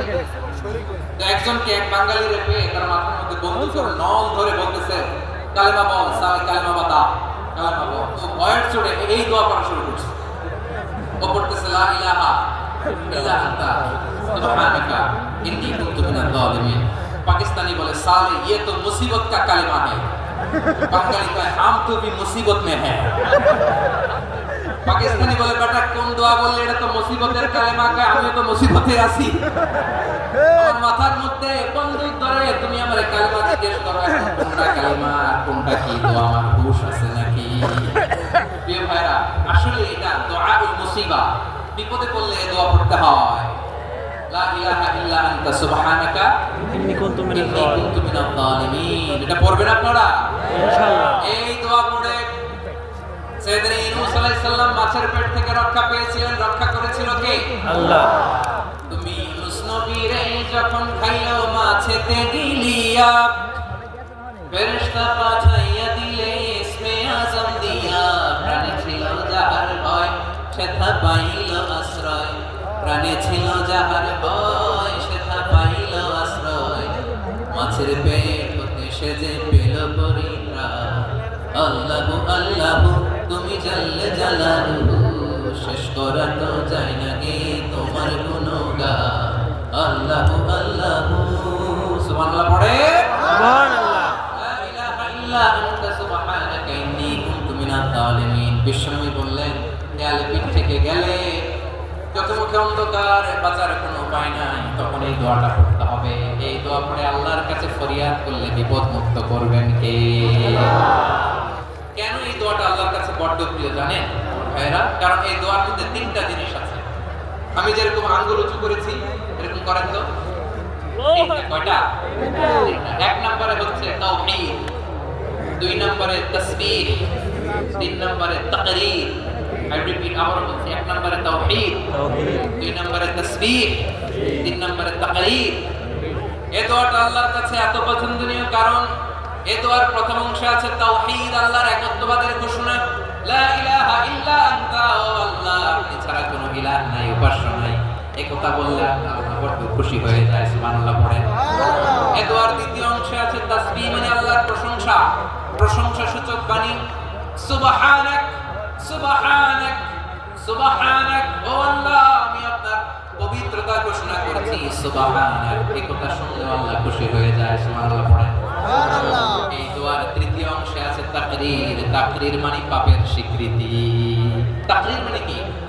বেশি কি তাকরীর মানে পাপের স্বীকৃতি। এই দোয়ার তৃতীয় অংশে আছে ইন্নী কুনতু মিনাল যালিমিন। ও আল্লাহ, আমি জালিমদের অন্তর্ভুক্ত। আল্লাহ আল্লাহ, আমি জালিম। আল্লাহ, আমি ভুল করেছি, অন্যায় করেছি। আল্লাহ, আমি জালিমদের অন্তর্ভুক্ত। এই পাপের স্বীকৃতি, অ্যাকনলেজমেন্ট আল্লাহ বড় পছন্দ করে। যখন আল্লাহর কাছে আপনি ছোট হবেন, ছোট হতে হতে যত ছোট হবে, ওই দৃশ্যটা দেখতে আল্লাহ বড় পছন্দ করে। সুবহানাল্লাহ বলেন। তিন নম্বর অংশ, ইন্নী কুনতু মিনাল যালিমিন। আল্লাহ, আমি জালিমদের অন্তর্ভুক্ত। সাইয়েদনা আদম আলাইহিস সালাম ভুল করে যখন নিষিদ্ধ গাছের ফুল খেয়ে ফেললেন, ফল খেয়ে ফেললেন, আল্লাহ বললেন আদম, ক্ষমা পেতে চাইলে তুমি আর হাওয়া মিলে স্বীকৃতি দাও, পাপের স্বীকৃতি আর পড়ো। রব্বানা যালামনা আনফুসানা ওয়া ইল্লাম তাগফির লানা ওয়া তারহামনা লানাকুনান্না মিনাল খাসিরিন। ও আল্লাহ, আমি আদম আর হাওয়া যালামনা আনফুসানা, আমরা আমাদের নফসের উপর বড় জুলুম করেছি। আল্লাহ, ওয়া ইল্লাম তাগফির লানা ওয়া তারহামনা, আপনি যদি ক্ষমা না করেন, আপনি যদি দয়া পরবশ না হন, আপনি যদি রহম না করেন, আমরা তো ক্ষতিগ্রস্তদের মধ্যে শামিল হয়ে যাব। এই দোয়া করার সাথে সাথে সাইয়েদনা আদম আর হাওয়া আলাইহিস সালামকে ক্ষমা করে দিলেন কে? আল্লাহ। তাহলে এই দোয়ার 3 নম্বর অংশ তাকরীর, এটা আল্লাহ বড় পছন্দ করে। আমার কলিজার টুকরা ভাইরা, গুনাহ করে স্বীকার যেতে হবে, এটা আল্লাহ ভালোবাসে। সাইয়েদনা আবু বকর রাদিয়াল্লাহু তাআলা বিষ্ণু ইসলামকে বললেন, ইয়া রাসূলুল্লাহ, আল্লিমনি দুআ আদউ বিহি ফি সালাতি। নবী হে, আপনি আমার এমন একটা স্পেশাল দোয়া শিখায় দেন যে দোয়াটা আমি নামাজে পড়ব। নবী বললেন, তাহলে তুমি পড়ো, আল্লাহুম্মা ইন্নী যালামতু নাফসি যুলমান কাসীরান ওয়া লা ইয়াগফিরুয যুনুবা ইল্লা আনতা ফাগফির লি মাগফিরাতাম মিন ইনদিকা ওয়ারহামনি ইন্নাকা আনতাল গফুরুর রহিম। সুবহানাল্লাহ, সুবহানাল্লাহ। তাহলে ফিরার আগে পড়েন, কথা কাটা পড়েন, পড়েন। আবু বকর নামাজে যদি দোয়া করতে মনে চায়, এই দোয়াটা পড়বা, আল্লাহুম্মা ইন্নী যালামতু নাফসি, আল্লাহ তুমি করেছি আমার নফসের যুলমান কাসীরা, অনেক জুলুম। ফাগফির যুনুবা ইল্লা আনতা, আপনি ছাড়া এই পাপ করার দ্বিতীয় কোনো রব নাই। আছে? আল্লাহ ছাড়া আমাদের গুনাহ কে কে ক্ষমা করতে পারে বলেন তো? আর কেউ না। কে পারে? কে? এজন্য আল্লাহরা বলবেন, আল্লাহ, আমি ছাড়া তোমার গোলামের অভাব নাই। ও আমার রব, আমি ছাড়া এই জমিনে তোমার গোলামের অভাব নাই। তুমি ছাড়া তোমার দ্বিতীয় কোনো রব নাই। পারবেন বলতে? পারবেন? চোখের পানি ছেড়ে আল্লাহরে বলবেন, আল্লাহ, তুমি আমার রব, তুমি আমার সব। কি বলবেন? আল্লাহ আমার রব। সবাই বলুন, আল্লাহ আমার রব।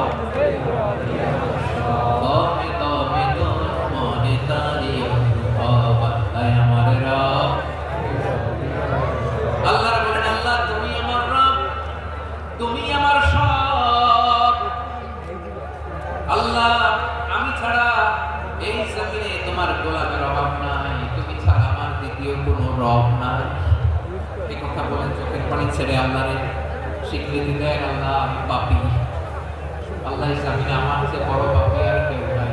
ওযু করে সিজদায় লুটিয়ে পড়ে চোখের পানি ছেড়ে আল্লাহরে পাপের স্বীকৃতি দেন, আল্লাহ এমন কোন জুলুম নাই, গুনাহ নাই আমি করি নাই, সগীরা কবিরা, জেনে না জেনে, ইচ্ছায় অনিচ্ছায়, শিরক বিদআত সব গুনাহ করেছি। আল্লাহ আকাশের নিচে জমিনের উপরে আমার চেয়ে বড় গুনাহগার আর কেউ নাই। চোখের পানি ছেড়ে আল্লাহরে বলেন, আল্লাহ আমি ছাড়া তোমার গোলামের অভাব নাই, তুমি ছাড়া আমার দ্বিতীয় কোনো রব নাই, তুমি ছাড়া তো কেউ আমার গুনাহ ক্ষমা করার নাই, তুমি আমার রব, তুমি আমার সব। বলতে পারবেন? এই তাকরীর আমার প্রথম, এই স্বীকৃতিটা দেখতে আল্লাহ বলতে ভালোবাসে। কারণ তো সবাই গুনাহগার, তো সবাই কি বিষ্ণু কুল্লুকুম খাত্তাউন বা বনি আদম, সবাই পাপী। সবাই কি? সবাই পাপী। আমরা সবাই পাপী। আপন পাপের বাটখারা দিয়ে অন্যের পাপ মাপি। আমরা যে পাপী এটা ভাবতে মনে চায় না, খালি অন্যের পাপ দেখে এটা ভুল। ওর এই পাপ, ও পাপী, ও জালেম, ও জাহান্নামী, এরকম একটা টেন্ডেন্সি। আমার যে কি হালাত এটা খেয়াল নেই। খেয়াল করতে হবে যে আমি সবচেয়ে বড় পাপী, ঠিক কিনা বলেন? পাপ করি না এমন কেউ আছি? হ্যাঁ আছি, আছি। কেউ না জানলেও জানে কি আমার পাপের ঘটনা? আল্লাহ।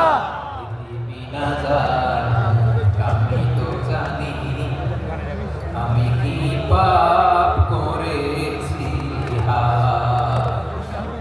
ও আমার কলেজার টুকরা ভাইরা, মাথাটাকে নিচু করে জীবনের সব গুনার ফিরিস্তিগুলো একটা একটা করে স্বীকার করে আল্লাহর বলেন, আল্লাহ আমি পাপী,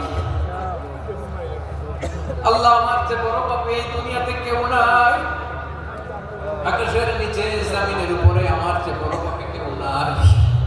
একটা একটা করে আমরা স্বীকার করি আমি পাপী, সব পাপের স্বীকৃতি দিলাম।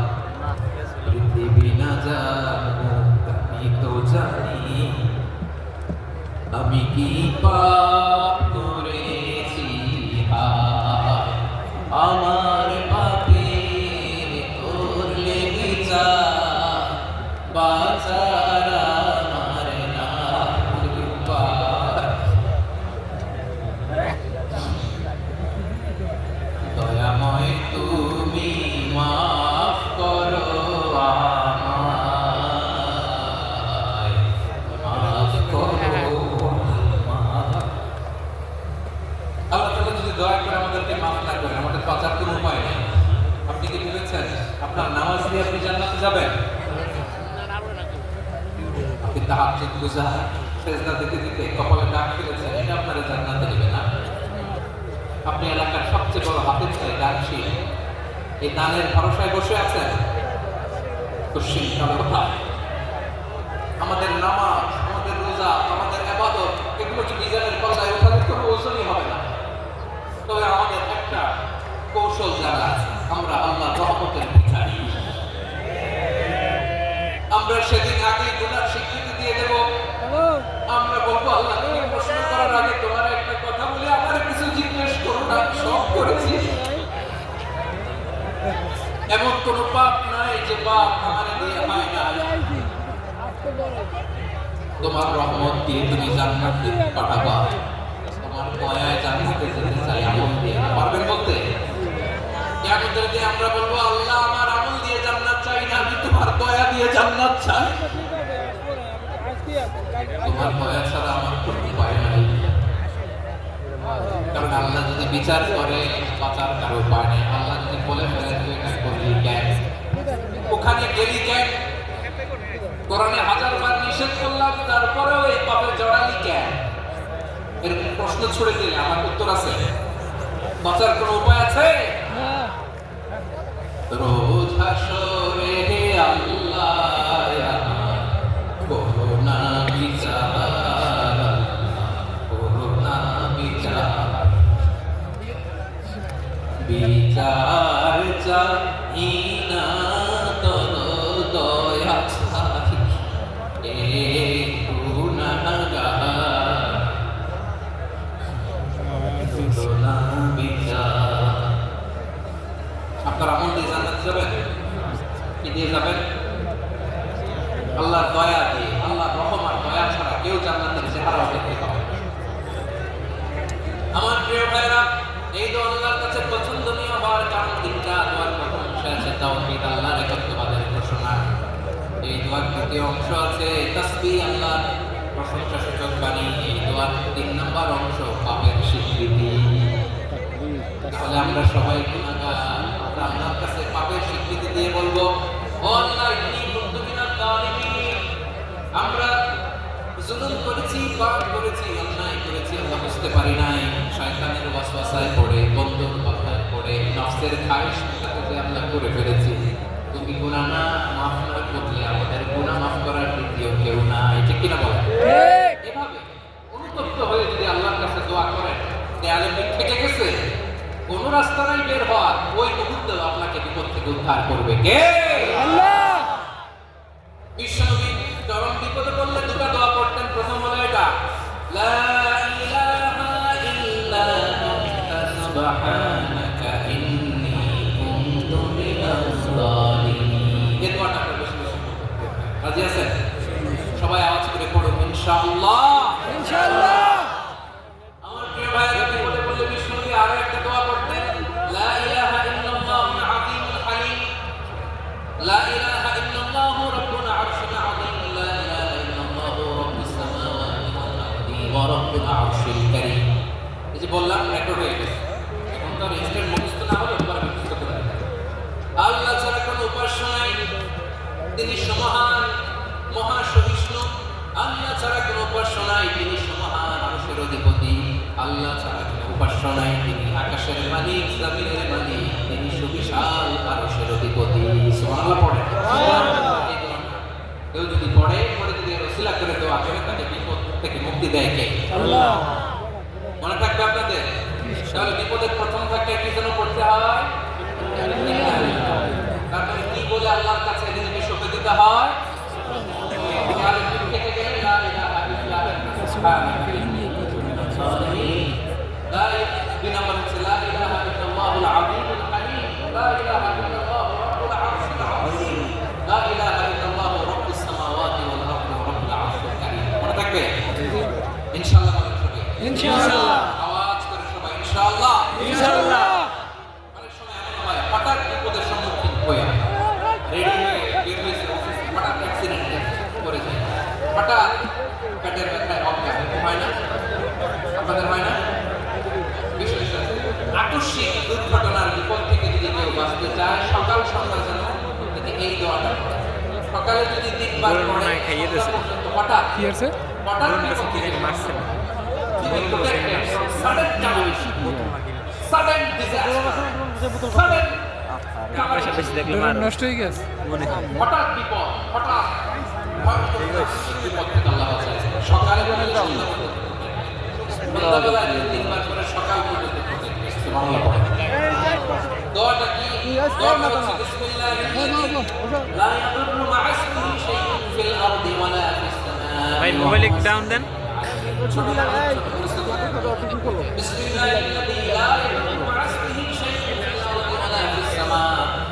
ওই আল্লাহর নাম নিচ্ছি, যে আল্লাহর নামের বরকতে আকাশ জমিনের কোনো কিছু কারো কোনো ক্ষতি সাধন করতে পারে না। তিনি সর্বশ্রোতা, সর্বজ্ঞ। সুবহানাল্লাহ পড়েন। পড়বেন এই দোয়াটা। বিসমিল্লাহিল্লাযী লা ইয়াদুররু মা'a ইসমিহি ফিস সামা'i ওয়াস সামিউল আলীম। ফজরের পরে 3 বার, মাগরিবের পরে 3 বার। যদি কেউ করে প্রোটেক্টেড, যে কোনো হঠাৎ বিপদ থেকে প্রোটেক্ট করেন কে? আল্লাহ। ওই আল্লাহর নাম নিচ্ছি, যে আল্লাহর নামের ওসিলায় আকাশ জমিনের কোনো কিছু কোনো ক্ষতি করতে পারে না। সুবহানাল্লাহ। সুবহানাল্লাহ। আচ্ছা, এবার আমাদের জীবনে দুশ্চিন্তা আছে না নাই বলেন? আছে। Tension, hyper tension, anxiety, depression, চিন্তা, টেনশন নাই, এরকম কে কে আছে দেখি? হাত তোলেন। ওই যে হাত তুলছে আলহামদুলিল্লাহ। টেনশন নাই তোমার? না বুঝতে জোকের চোটে, জোশের খেলায় তোমার টেনশন আছে না নাই? আছে। এই দুশ্চিন্তা, পেরেশানি, মারাত্মক পেরেশানি থেকে মুক্তি পাওয়ার জন্য দুটো দোয়া পড়তেন। কয়টা? অনেকগুলো পড়তেন। স্পেশাল দুটো দোয়া আছে, আপনাদের শেখা যাবে। শুনবেন? না কষ্ট হচ্ছে? না। সংক্ষিপ্ত মোনাজাত দিয়ে দিই। না। আমি তো 9:30 ক্রস করে ফেলছি। না না কিছু না। কি হইছে? 10টা।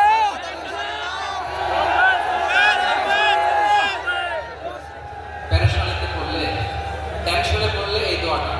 প্রিয় ভাইরা, বিষ্ণু ইসলাম যখন খুব বিপদে পড়তেন, দুশ্চিন্তা ওনাকে ঘিরে ধরতো, উনি করতেন ইয়া হাইয়্যু ইয়া কাইয়্যুম বিরহমাতিকা আস্তাগীথ, ইয়া হাইয়্যু ইয়া কাইয়্যুম বিরহমাতিকা আস্তাগীথ, ইয়া হাইয়্যু ইয়া কাইয়্যুম, এ শাশ্বত অবিনশ্বর, এ চিরঞ্জীব, বিরহমাতিকা আস্তাগীথ, তোমার রহমতের উসিলায় তোমার কাছে ফরিয়াদ করি। এটা বুঝতে।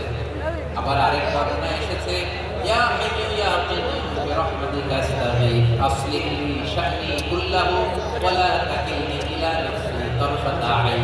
আসলিহ লি শা'নি কুল্লাহু, আল্লাহ আমার সব কিছু আপনি সেটেল করে দেন। আমাদের সব ঝামেলা সেটেল করে দিতে পারে কে?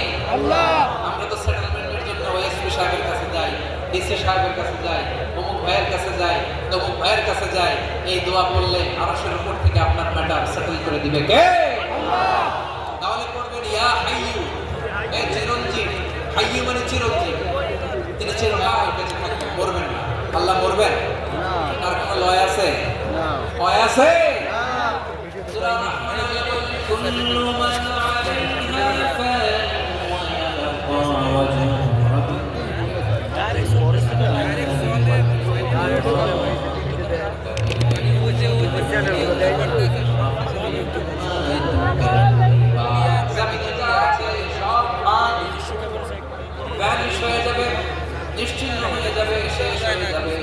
বিলুপ্ত হয়ে যাবে একবার ছাড়া যদি বলেন তিনি কে?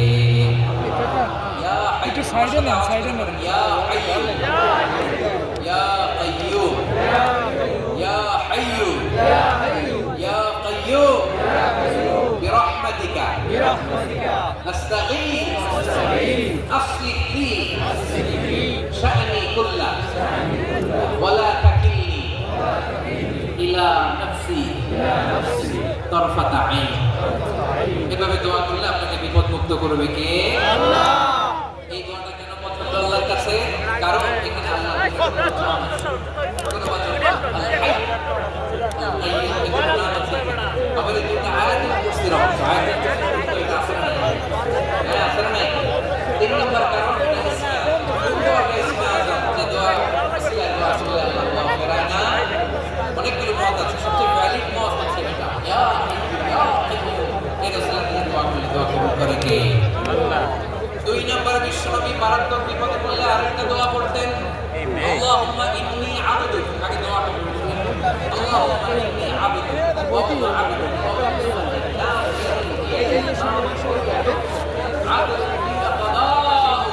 أسألك من كل اسم هو سميت به نفسك أو أنزلته أو واستأثرت به في علم الغيب عندك أن تجعل الشفاعة বাংলা পড়ে দুই সময় বলতেন আল্লাহ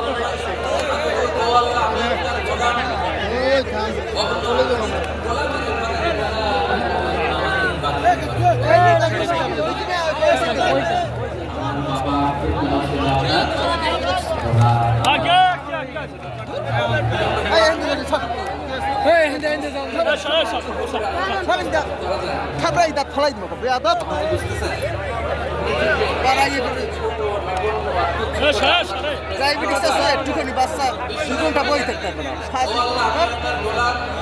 গোলামের ঘরের গোলাম, দাসীর ঘরের গোলাম, কি হয়েছে কি আপনি ডান দিলেন ডানে যেতে বাধ্য, আপনি পায়ে টান দিলে পায়ে পিছনে দুই একজন ভাই দাঁড়ালেন কেন?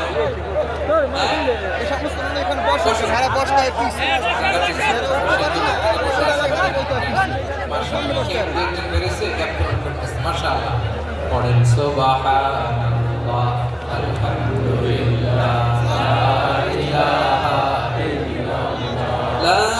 ইলাহা ইল্লাল্লাহ মুহাম্মাদুর রাসূলুল্লাহ। বুড়াম না হলে লাড়ি দিয়ে বাড়ি আরাম আর মাথা বাসাই তো সোজা হই দিছে দাম বাড়ি মাথার চুলের যদি আপনার হাতের হয় আচ্ছা চরম বেয়াদ চতুর্থ লাটকাই দাও খুব ছোট কাল ভাই দিতে না দেখতে কত ছোট করে ও আল্লাহ আমার মাথার চুলের যদি আপনার হাতের আটকাই দেন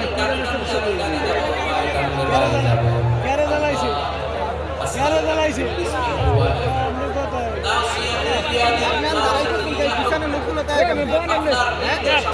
পেশাল বড় লাগে খালি খাই গেলে আপনার ফয়সালা যেই ফয়সালা আপনি আমাদের করেন এটাই এত জগতে আমরা আল্লাহর ফয়সালায় সন্তুষ্ট হতে চাই। কত কমপ্লেন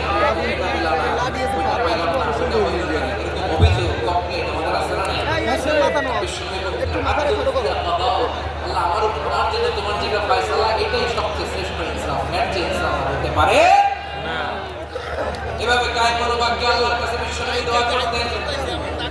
এরপর বিশ্বনবী বলেন, আল্লাহ তোমার যত নাম আছে সব নামের উসিলায় দোয়া করি, যে নাম তুমি আমাদেরকে জানিয়েছো, যে নাম তুমি আমাদেরকে জানাও নাই, যে নাম তুমি কোরআনে নাযিল করেছো, যে নাম নাযিল করো নাই, যে নাম শুধু নবীদেরকে জানিয়েছো।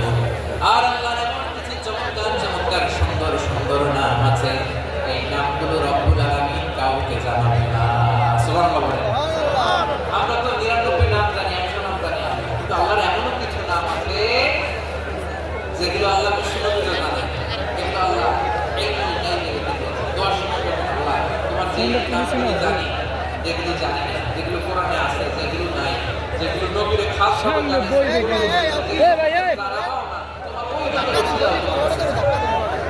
আল্লাহ কোরআনকে আমার হৃদয়ে বসানো, আমার আখেরে যদি বানা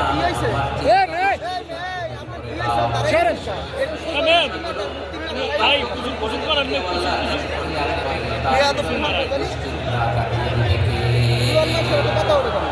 করবেন এই দোয়াগুলো করবেন। আচ্ছা সব শেষে বলি ঋণের বোঝায় যারা জর্জরিত চমৎকার একটা দোয়া শিখিয়েছে। আমাদের অনেকে ঋণের বোঝায় জর্জরিত আছে। এদিকে কেউ আছেন?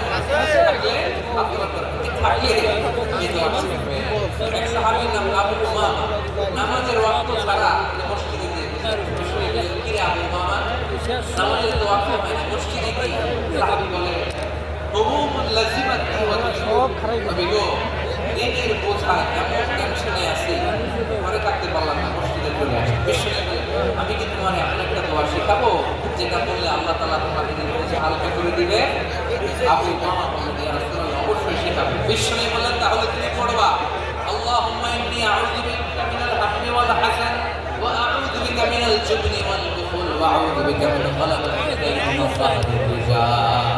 ও আল্লাহ তোমার কাছ থেকে দুশ্চিন্তা থেকে পানা চাই, কৃপণতা, ভীরুতা, অলসতা, কার্পণ্যতা, এসব কিছু থেকে, মানুষের কঠোরতা, আমার উপর মানুষের আধিপত্য এবং ঋণের বোঝা থেকে পানা চাই। এই দোয়াটা যখন বিষ্ণু শিখাই দিলেন আবু উমামা বারবার এই দোয়া করছেন, আল্লাহুম্মা ইন্নী আউযু বিকা মিনাল হাম্মি ওয়াল হাযান ওয়া আউযু বিকা মিনাল আজজি ক্যান্ডেলের ভিতরে শয়তান ঢুকে গেছে। মিনাল জুবনি ওয়াল বুখল ওয়া আউযু বিকা মিন গালাবাতিল দাইন ওয়া সাহরির রিজাল। আবু উমামা বলেন এই দোয়া আমি পড়তে লাগলাম আর পড়তে লাগলাম, পরে দেখা গেল বিষ্ণুনবীর শেখানো এই দোয়ার বদৌলতে আল্লাহ তাআলা আমার সব ঋণ পরিশোধের ব্যবস্থা করে দিয়েছেন। করবেন করবেন ইনশাআল্লাহ। আমার প্রিয় ছোট ভাই, বিষ্ণুনবীর জামাতা সাইয়েদনা আলী রাদিয়াল্লাহু তাআলা আনহুর কাছে এসে বলে, হে আলী, ঋণের বোঝা নিয়ে যাও, আমার কাছে অর্থ করে দাও। সাইয়েদনা আলী রাদিয়াল্লাহু তাআলা আনহু বলেন, আমি কি তোমার এমন একটা দোয়া শেখাবো যেটা বিষ্ণুনবী আমাদের শিখিয়েছেন? এই দোয়া যদি তুমি পড়ো, লাউ কানা আলাইকা মিসলু জাবালিন কাবীরিন দাইনান আদাল্লাহু আনকা, পাহাড় পরিমাণ ঋণের বোঝা হয়, আল্লাহ এটা পরিশোধের ব্যবস্থা করে দিবেন। ছোট্ট একটা দোয়া বিশ্বনবী শিখালেন, বললেন তুমি পড়বা আল্লাহুম্মা কফিনি বিহালালিকা আন হারামিকা ওয়া আগনিনি বিফাদলিকা আম্মান সিওয়া। বুঝতে আছে? হ্যাঁ আছে। আল্লাহুম্মা কফিনি বিহালালিকা আন হারামিকা, আল্লাহ তোমার হালাল দিয়ে আমাকে পরিতুষ্ট করো, হারাম থেকে বাঁচিয়ে রাখো, আর তোমার অনুগ্রহে মানুষের মুখাপেক্ষী যেন আমি না হই, আমি সবসময় তোমার মুখাপেক্ষী হয়, ওই তৌফিক দিও। সুবহানাল্লাহ। এই দোয়া বেশি বেশি করলে ঋণের বোঝা হালকা করে দিবে। তাহলে প্রিয় ভাইয়েরা, বিপদে পড়লে প্রথমে কি করবেন? বিপদে পড়লে প্রথমে কি বলে নিজেকে আল্লাহর কাছে সঁপে দিতে হয়? দেয়ালে পিঠে থেকে তখন এরপরে লা ইলাহা ইল্লাল্লাহুল আযীমুল হালিম, এই দোয়া। আকস্মিক বিপদ, হঠাৎ যেন কোনো বিপদ আমাকে পেয়ে না আসে, সেটার জন্য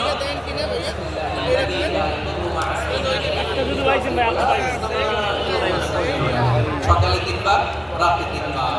আর মারাত্মক tension, hyper tension, anxiety, depression থেকে বাঁচার জন্য 2 দোয়া, ইয়া হাইয়্যু ইয়া কাইয়্যুম, ইয়া হাইয়্যু ইয়া কাইয়্যুম, মনে থাকবে? আর আল্লাহুম্মা ইন্নী আবদুক, এই দোয়া। ঋণ থেকে বাঁচার জন্য 2 দোয়া, আল্লাহুম্মা ইন্নী আ'উযু বিকা মিনাল হাসদি ওয়াল হাসাদ, এটা। আর আল্লাহুম্মা কফিনি বিহালালিকা আন হারামিকা ওয়া আগনিনি বিফাদলিকা আম্মান সিওয়া। আর সব সময় পড়ার জন্য একটা আমল দিয়ে যায়, বাঙালি তো উঠতে বসতে, অফিসে যাচ্ছেন, বাঙালি না মাফি দিয়ে জুতা মারি দেয়, বসে আছেন, অস্বাভাবিক কিছুই না। ছোট্ট এক শব্দে আমরা বেশি বেশি পড়ি আস্তাগফিরুল্লাহ। আওয়াজ করে আমার সাথে পড়ুন আস্তাগফিরুল্লাহ, আস্তাগফিরুল্লাহ, আবার পড়ুন আস্তাগফিরুল্লাহ। আস্তাগফিরুল্লাহ। আল্লাহ রাসূল মান লাযিমাল ইস্তিগফার, যে সব সময় ইস্তিগফারের সাথে লেগে থাকে, আল্লাহ তাআলা তাকে কোনো বিপদে আটকাবে, যে কোনো বিপদে আল্লাহ তার রাস্তা বের করে দেবে। Way out. Get a way out. ومن كل هم فرجا, দুশ্চিন্তা মুক্ত হবে। ويرزقه من حيث لا يحتسب, এমন জায়গা থেকে আল্লাহ রিজিকের বন্দোবস্ত করবে যেটা কল্পনাও করবে না। সুবহানাল্লাহ। মনে থাকবে আস্তাগফিরুল্লাহর কথা, সব শেষ কথা বলবো, সব শেষ।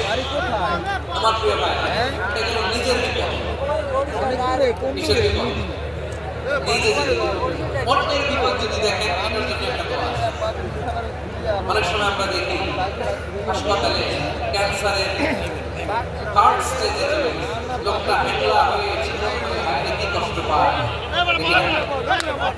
বিষ্ণু বলেন একটা দোয়া যদি কেউ অন্যের বিপদ দেখে পড়ে ওই বিপদ তার জীবনে কখনো আসে না।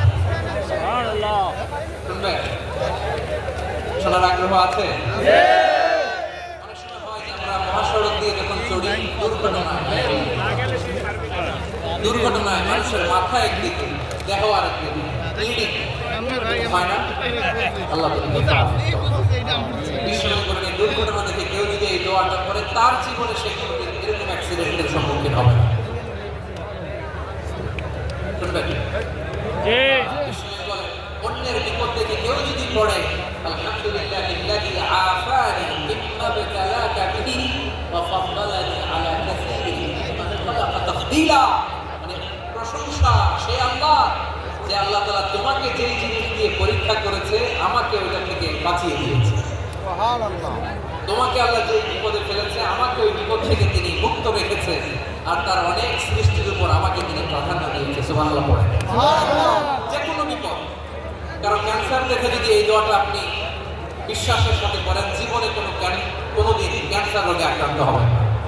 দুর্ঘটনা দেখে যদি পড়েন ওই দুর্ঘটনা আপনাকে স্পর্শ করবে না। যে কোনো কারো বিপদ দেখে যদি কোনো বিশ্বাসী বান্ধব এই দোয়া করে বিশ্বনবী বলেন লাম ইউসিবহু যালিকাল বালা, ওই বিপদ তাকে আর ধরবে না।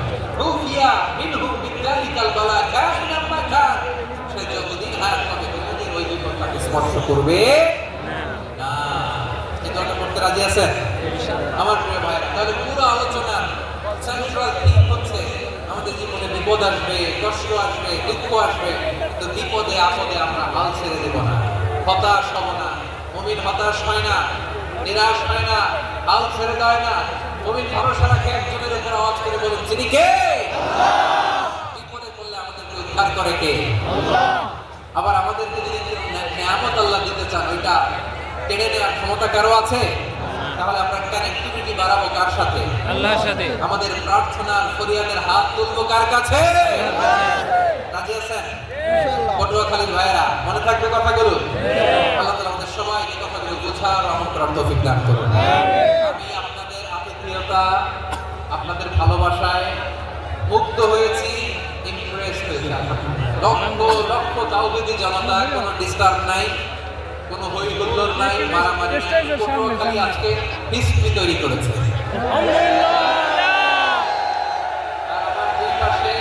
আমার দুজন প্রিয় মানুষ, আপনাদের এই এলাকার গণমানুষের নেতা, পার্টির মানুষের নেতা, তারুণ্যের আইকন আমার প্রিয় মাসুদ ভাই, পাশে আছেন আমাদের আলতাফ হোসেন চৌধুরী সাহেব। এই দুজনই আমার খুবই প্রিয় মানুষ।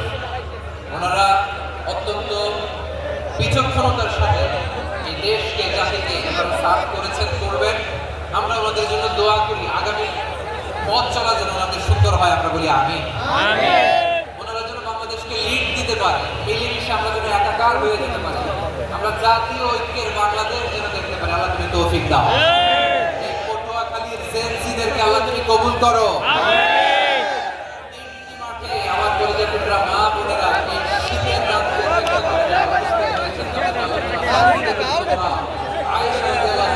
কবুল করুক। আমরা বলি আমিন। অনেক দোয়া চেয়েছেন, সবাইকে কবুল করুন। অনেকে দোয়া চেয়েছেন, আল্লাহ তাআলা জান্নাত নসিব করুন। আমাদের মোহতারাম চৌধুরী সাহেব হয়েছে সম্মানিত সহধর্মিণীদের